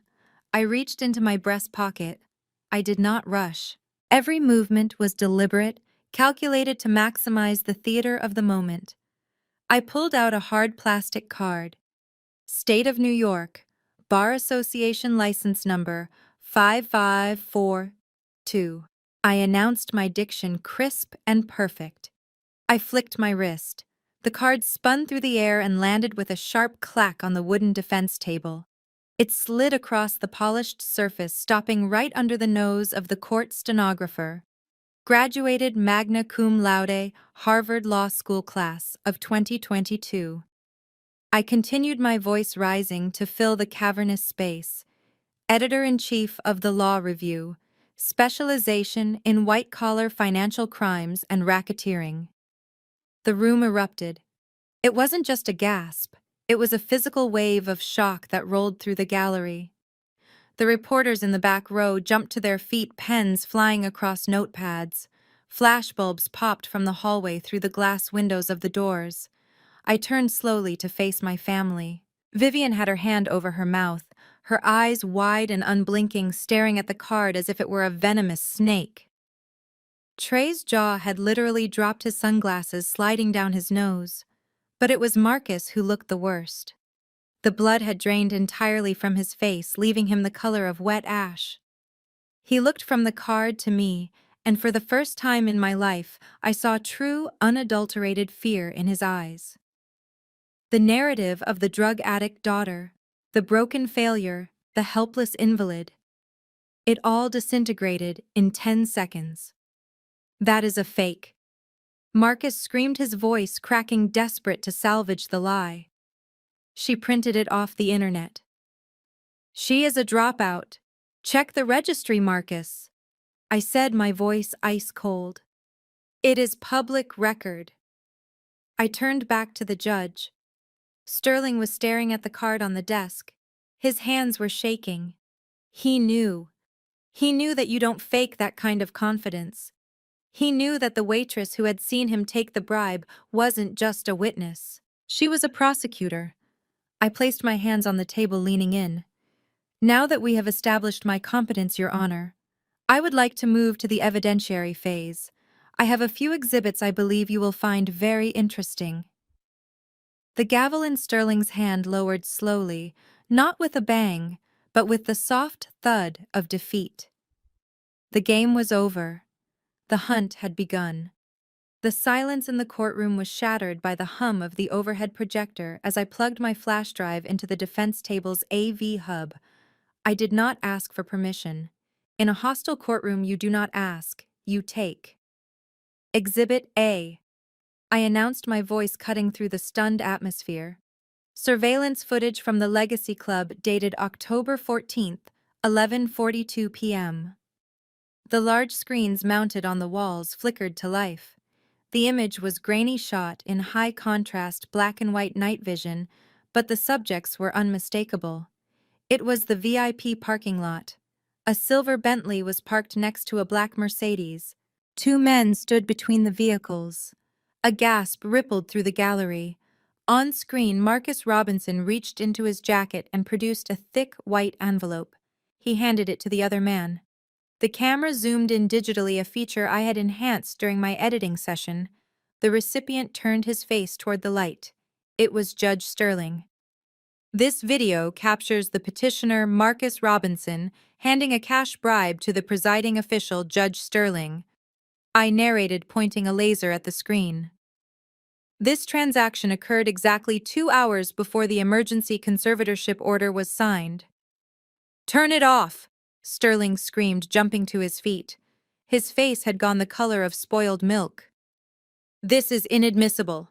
This is a violation of privacy." Bailiff cut the feed. The footage was obtained from the club's security server, which is owned by the Robinson estate. I countered, my voice rising over his. As a beneficiary of the trust that owns the property, I have legal access to these files. It is not private. It is evidence of a felony. On the screen, the digital Sterling tucked the envelope into his coat and shook Marcus's hand. The transaction was complete. Marcus stood up, knocking his chair over. That was a campaign contribution. It was a donation. In a parking lot at midnight, I shot back. Cash without a receipt. Sterling began hammering his gavel, a chaotic, rhythmic pounding that sounded like a panic attack. "Order," I said, "order. This hearing is adjourned. Everyone out. I am clearing the courtroom immediately." He gathered his robes, desperate to flee the bench, and the damning image frozen on the screen behind him. He looked toward his chamber's door, intending to run. "Sit down, Judge," a deep voice boomed from the back of the room. The double doors at the main entrance swung open, but nobody was leaving. Instead, 4 men in navy blue windbreakers with U.S. Marshal, emblazoned in yellow across their chests, stepped inside. They moved with military precision, flanking the exit and blocking the door to the judge's chambers. David Green stepped out from behind the wall of marshals. He was no longer the casual friend from the coffee shop. He was Assistant U.S. Attorney Green, and he held a warrant in his hand. "Nobody is going anywhere," David announced. "Judge Sterling, please step away from the bench. This courtroom is now a crime scene." Sterling froze, his hand still gripping the gavel. He looked at the marshals, then at Marcus, and finally at me. The arrogance evaporated, replaced by the hollow, terrified look of a trapped animal. I closed my laptop, the screen going black, but the damage was done.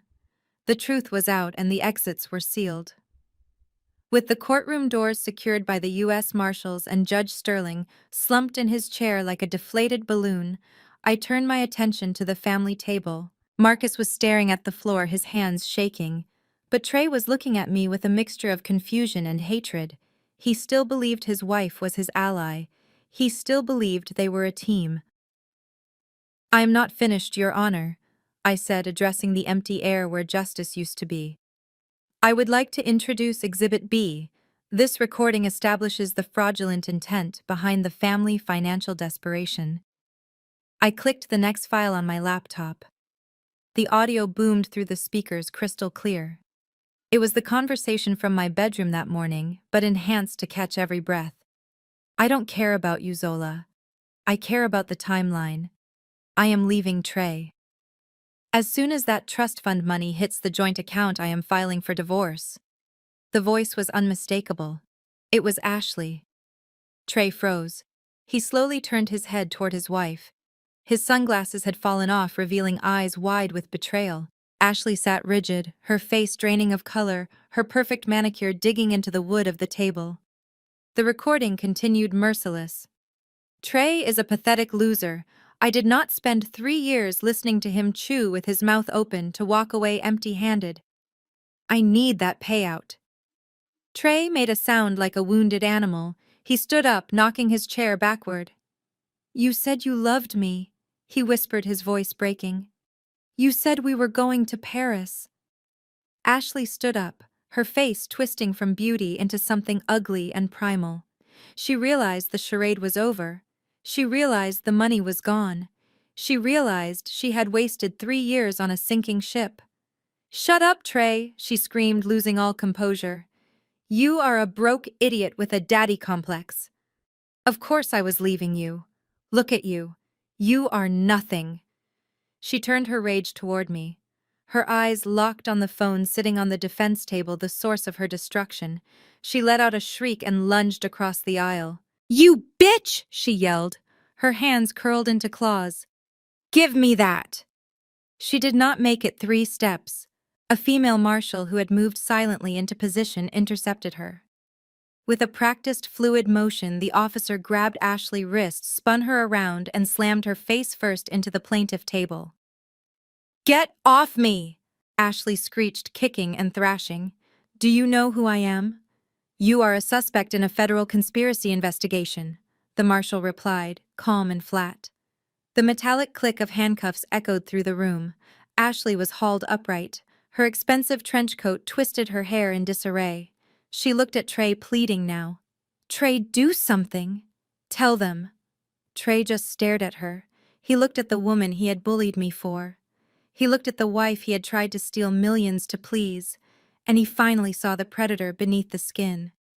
He sank back into his chair and put his head in his hands. I watched them take her away to the side of the room. 2 down, 2 to go. I looked at Marcus and Vivian. They were alone now, and I had one final exhibit left to play. The silence that followed Ashley's eviction was heavy with the scent of ruin. Marcus and Vivian sat alone at their table, the space around them feeling increasingly like a cell. I did not give them time to recover. I turned back to the screen. "We have established bribery. We have established conspiracy to commit fraud. Now let us address the foundation of this entire proceeding, my alleged insanity." I tapped the keyboard. 2 documents appeared side by side on the monitors. On the left, you see the medical report submitted by my father. It describes a patient suffering from paranoid delusions, drug dependency, and cognitive decline. It is dated October 12th. I pointed to the document on the right. "This is the official toxicological and psychiatric evaluation from Atlanta Central Hospital taken on the exact same day. It describes a patient with 0 drugs in her system and above-average cognitive function. One of these is a lie. And I have the author of the lie right here." I turned to the bailiff. "The defense calls Dr. Eris Thorne." The side door opened. Dr. Thorne walked in. He did not look like the arrogant physician who had smirked at me during our brief sham consultation. He looked like a man who had spent the last hour in a room with federal agents. His tie was loose. His face was pale. He avoided Marcus's gaze entirely as he took the stand and placed his hand on the Bible. "Dr. Thorne," I began, standing directly in front of him. "You signed the affidavit claiming I was mentally incompetent. Is that your professional medical opinion?" Thorne licked his dry lips. He looked at the U.S. attorney standing by the door. He knew his immunity deal depended on the truth.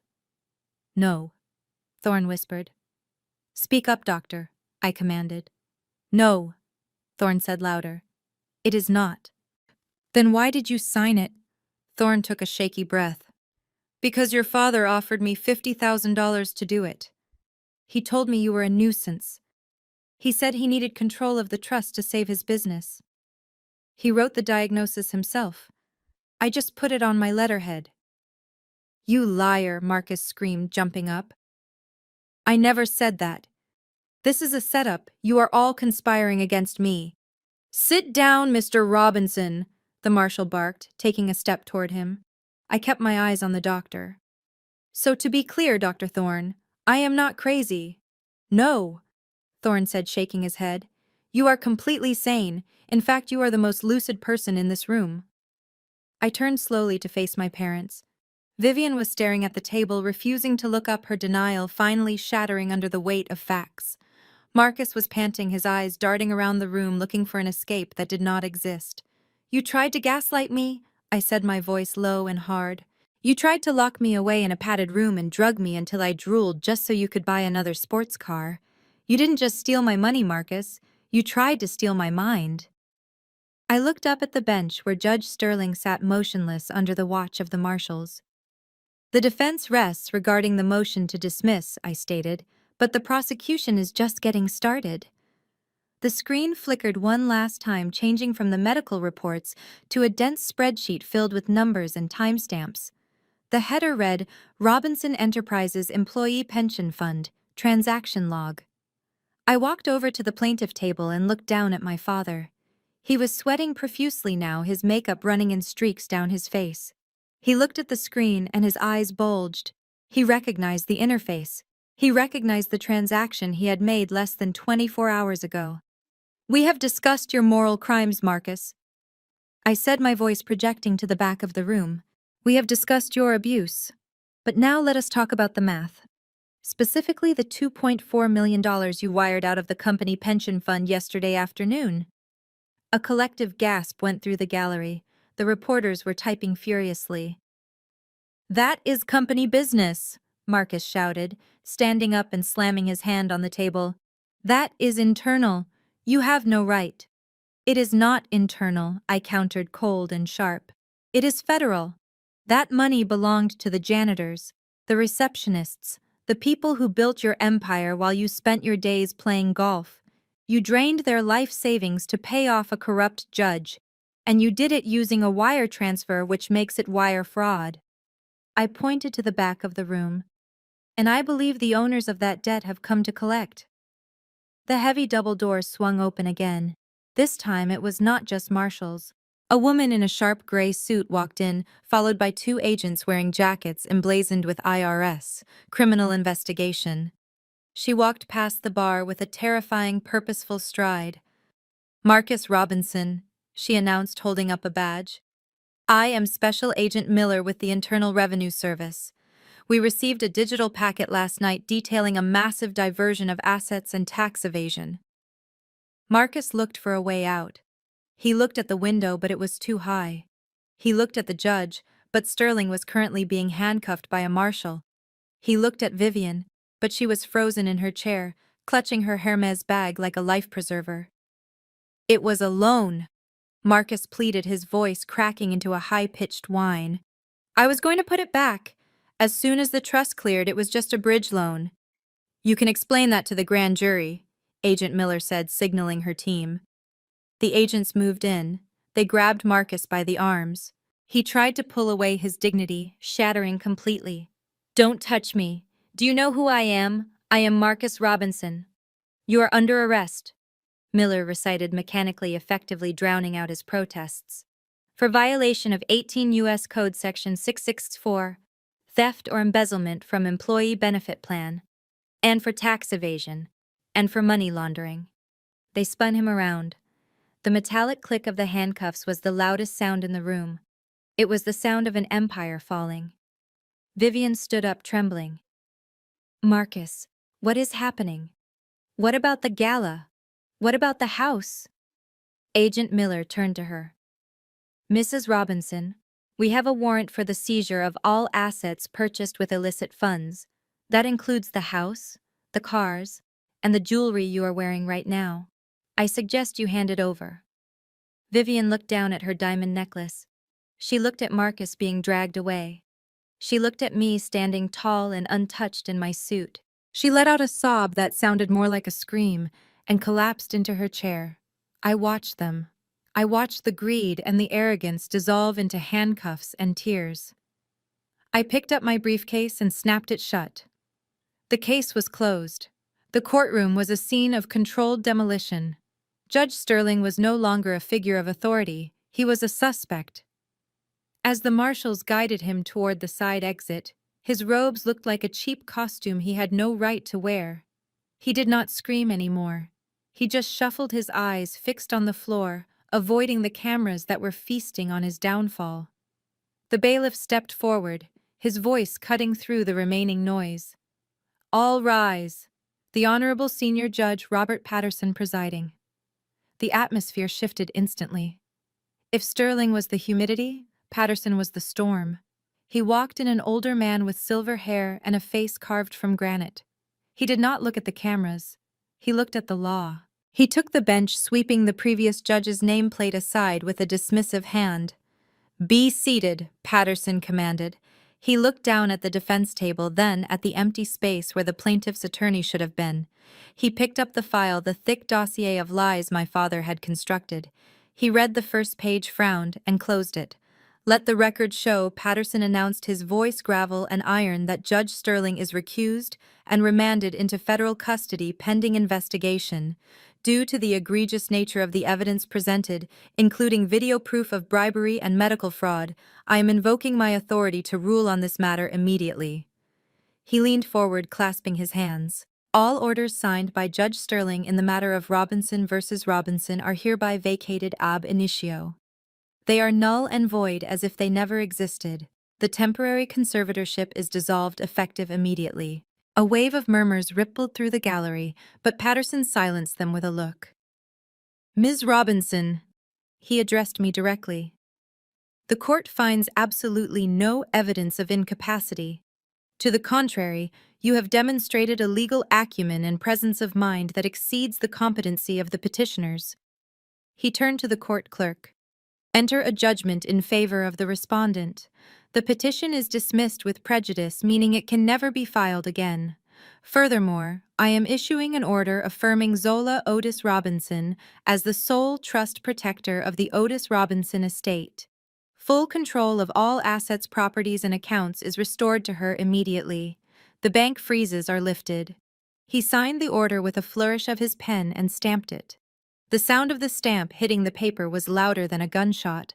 It was the sound of shackles breaking. Ms. Robinson, the judge said, looking me in the eye.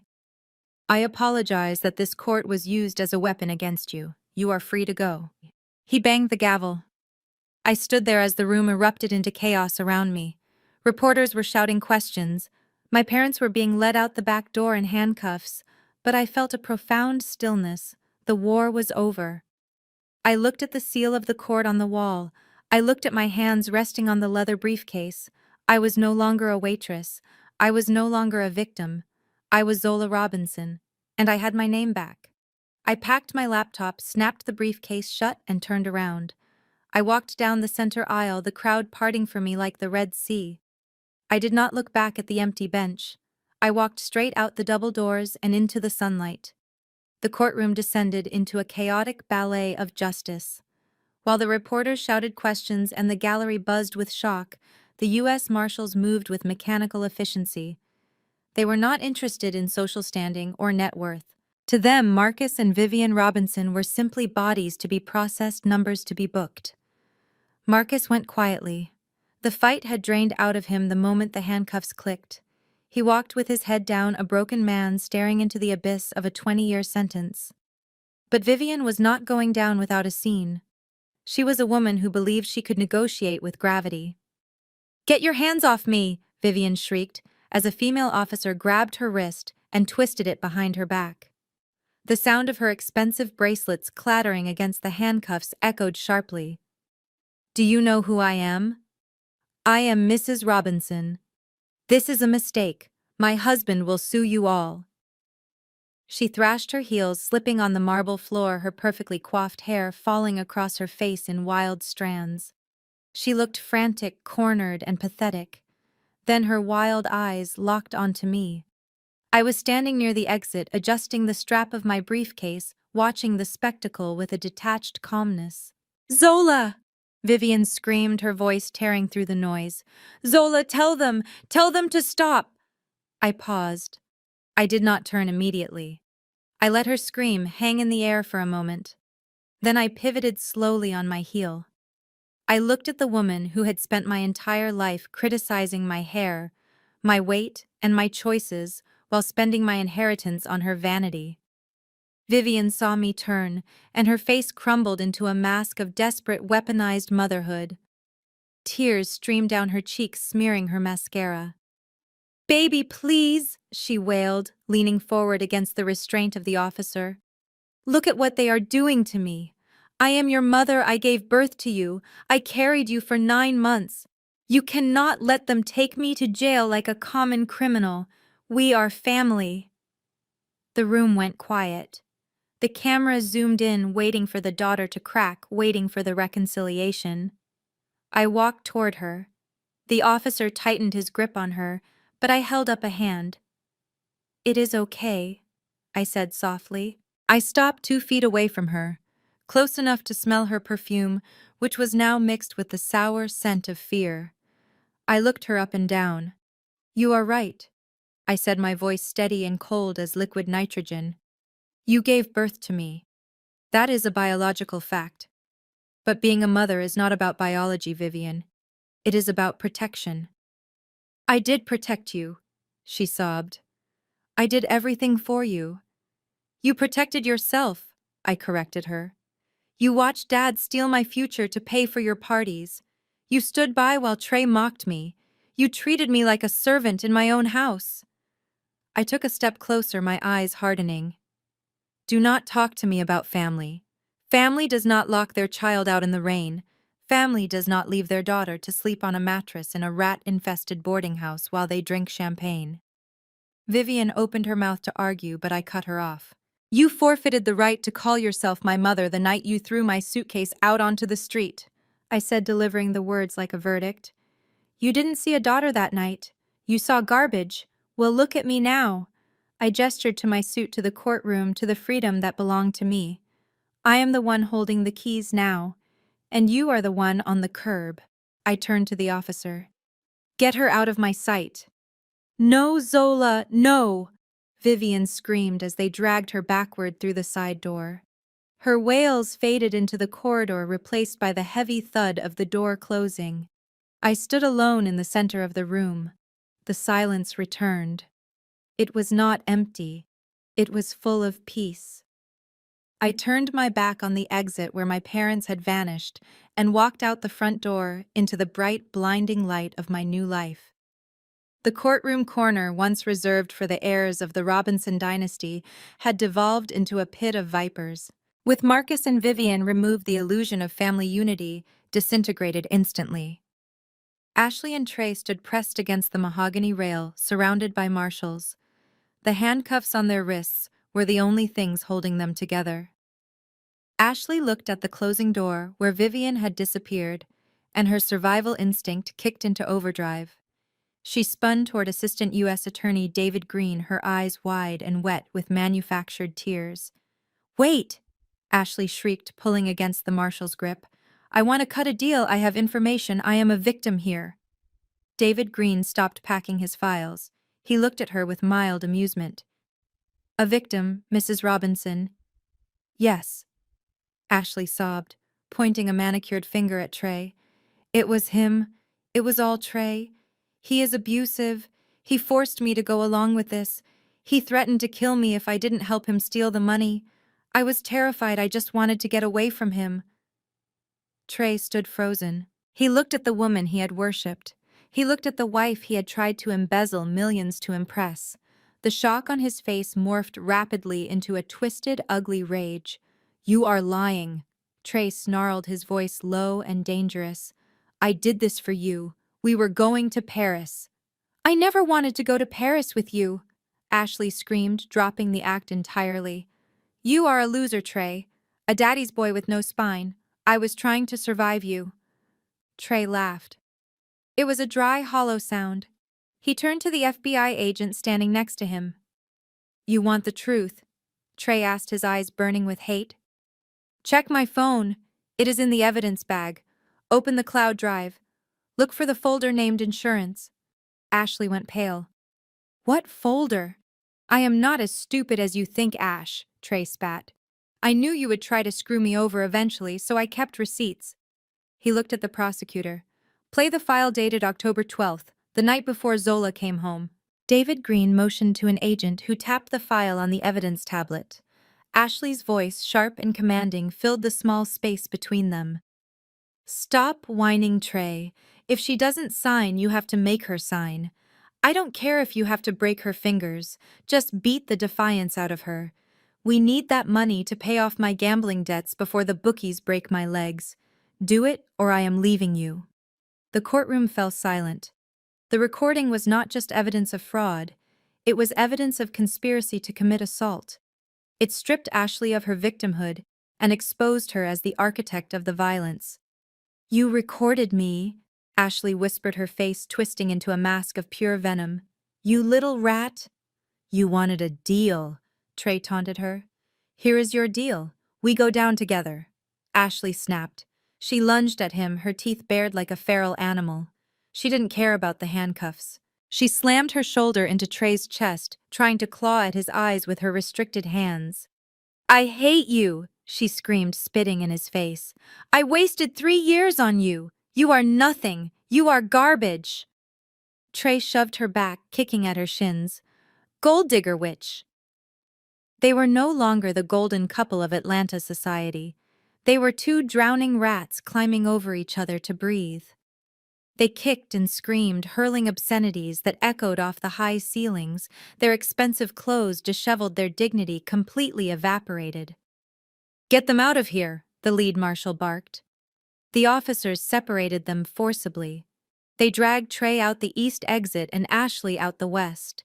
They fought all the way to the doors, their eyes locked on each other, with murderous intent, blaming each other, until the heavy doors slammed shut, silencing their hate.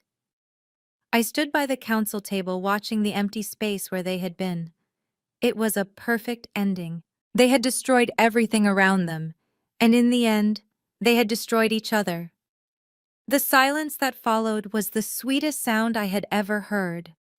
The black town car idled at the curb.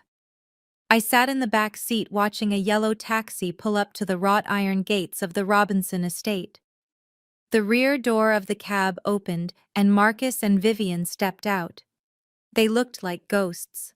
Their designer clothes were wrinkled from a night in a federal holding cell. Their shoelaces were missing, confiscated by the police to prevent self-harm.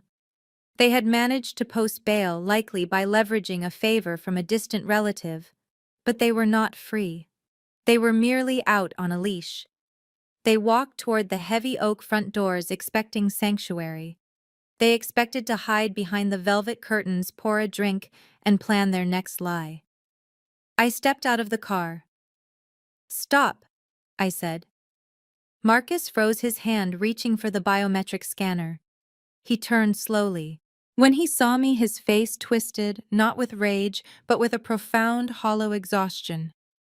We are tired, Zola. He rasped, his voice a shadow of its former boom. Just let us go inside. We will talk about the settlement tomorrow. There is no settlement, I said, walking up the driveway. I was flanked by 2 large men in uniforms that read Titan Security. And you are not going inside to sleep. This is my house, Vivian whimpered, leaning against the stone pillar for support. My things are in there. My life is in there. This house is the property of the Otis Robinson Family Trust. I corrected her, holding up a document freshly stamped with the court seal. As of 9:00 a.m. this morning, I have executed a writ of possession. You are trespassing. Marcus stared at the paper, his eyes struggling to focus. You are kicking us out now, but we have nowhere to go. That is not my concern, I replied, my voice devoid of pity. However, out of a lingering sense of biological obligation, I am granting you a courtesy. I signaled the security guard. He stepped forward and dropped 2 cardboard boxes at their feet. They were small, basic packing boxes. You have 1 hour, I stated, checking my watch.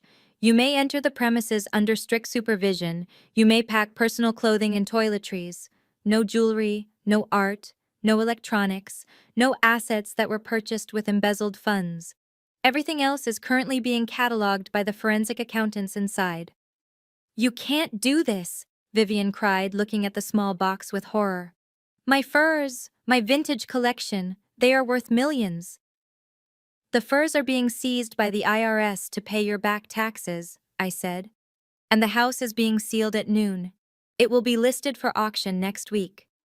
All proceeds will go to replenish the employee pension fund you raided, and the remainder will be donated to the Atlanta Legal Aid Society. Charity. Marcus choked out, his face reddening. You are selling my legacy for charity. I am selling your crimes to pay for justice, I said coldly. You have 59 minutes left. I suggest you start packing.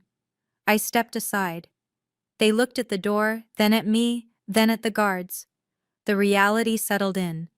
The mansion was no longer a castle, it was a museum of their failures. Defeated. Marcus bent down and picked up the cardboard box. Vivian followed, sobbing quietly. They shuffled inside, stripped of their power, supervised by strangers in the home they thought they owned. I remained on the porch, watching them disappear into the foyer. I did not follow them. I took a deep breath of the crisp morning air. The pest control was finally complete. The historic Oakland Cemetery was a sanctuary of silence in the middle of the bustling city. The ancient oaks formed a canopy overhead, filtering the afternoon light into dappled patterns of gold and green. It was a stark contrast to the sterile, fluorescent glare of the courthouse and the chaotic shouting of my family. Here there were no lies. There was only history. I walked down the familiar gravel path, my heels clicking softly against the stones. I carried my leather briefcase not as a shield, but as a vessel of offering. I stopped in front of a simple gray granite headstone. It was unpretentious, just like the man buried beneath it. Otis Robinson, 1945 to 2018. He built bridges, not walls. I knelt down on the earth, ignoring the grass stains that might ruin my Italian trousers. I did not care about the suit anymore. The suit was a costume for war. This was a moment for peace. I opened the briefcase. My hands, which had been steady as stone while destroying my father in court, trembled slightly now. I pulled out the heavy frame I had retrieved from my safe deposit box. Inside was the parchment I had earned in blood and sweat, the degree from Harvard Law School, magna cum laude. I placed it gently against the base of the headstone. Next to it, I laid the certified copy of Judge Patterson's final ruling. The ink was still fresh. I kept my promise, Granddaddy, I whispered. The wind rustled the leaves around me, sounding like a soft exhale. It took 5 years. It took losing everything to find myself. But I did not let them win. I touched the cold stone, feeling the connection to the only person who had ever truly loved me. Marcus and Vivian tried to turn your name into a joke. They treated the company like their personal casino. They stole from the very people you swore to protect. Mr. Henderson said they were going to destroy the pension fund. My voice caught in my throat. I swallowed the emotion down. They are gone now. The police took them. The company is safe. The workers are safe. I saved the pension fund, Granddaddy. Every single cent is back where it belongs. I looked at the diploma, the proof of the nights I spent studying by flashlight, the proof of the intellect I hid behind a mop and bucket. They called me crazy, they called me stupid, but I remembered what you taught me. You said to never let them see you coming. You said silence is the loudest scream. I stood up slowly, brushing the dirt from my knees. I felt lighter than I had in a decade. The burden of vengeance was lifted, leaving only the responsibility of legacy. I am going to rebuild it, I said, my voice strong and clear. Not as an empire of greed, but as the beacon you intended it to be. I looked at the inscription one last time. I did it, Grandpa. We won. I turned and walked away into the sunset, ready to start the first day of my real life. The tires of the convertible Aston Martin crunched over the pristine white gravel of the Legacy Club driveway. It was a sound that used to make my stomach knot with anxiety when I was running late for a shift. Today it sounded like a victory march. I killed the engine. The silence that followed was not submissive, it was commanding. I stepped out of the car. I was not wearing the polyester uniform that smelled of bleach and old frying oil. I was wearing a white silk blouse and tailored trousers. On my wrist sat the gold Rolex that used to collect dust in my father's safe. It caught the afternoon sun, sending a sharp glint of light across the perfectly manicured lawn. Mr. Gable, the general manager, came running down the grand staircase. He was a small man with a red face and a soul made of ledger paper. He was sweating profusely. He looked like a man who knew the executioner had arrived. "Ms. Robinson," he stammered, attempting a bow that looked more like a spasm of fear. "Welcome. Welcome back.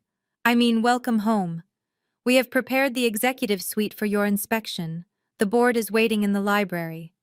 I did not move toward the entrance. I leaned against the hood of my car, crossing my arms. I looked at the valet stand where he had once made me stand in the freezing rain for 3 hours because I had forgotten to wear a tie. "Do you remember me, Mr. Gable?" I asked softly. He swallowed hard, his Adam's apple bobbing.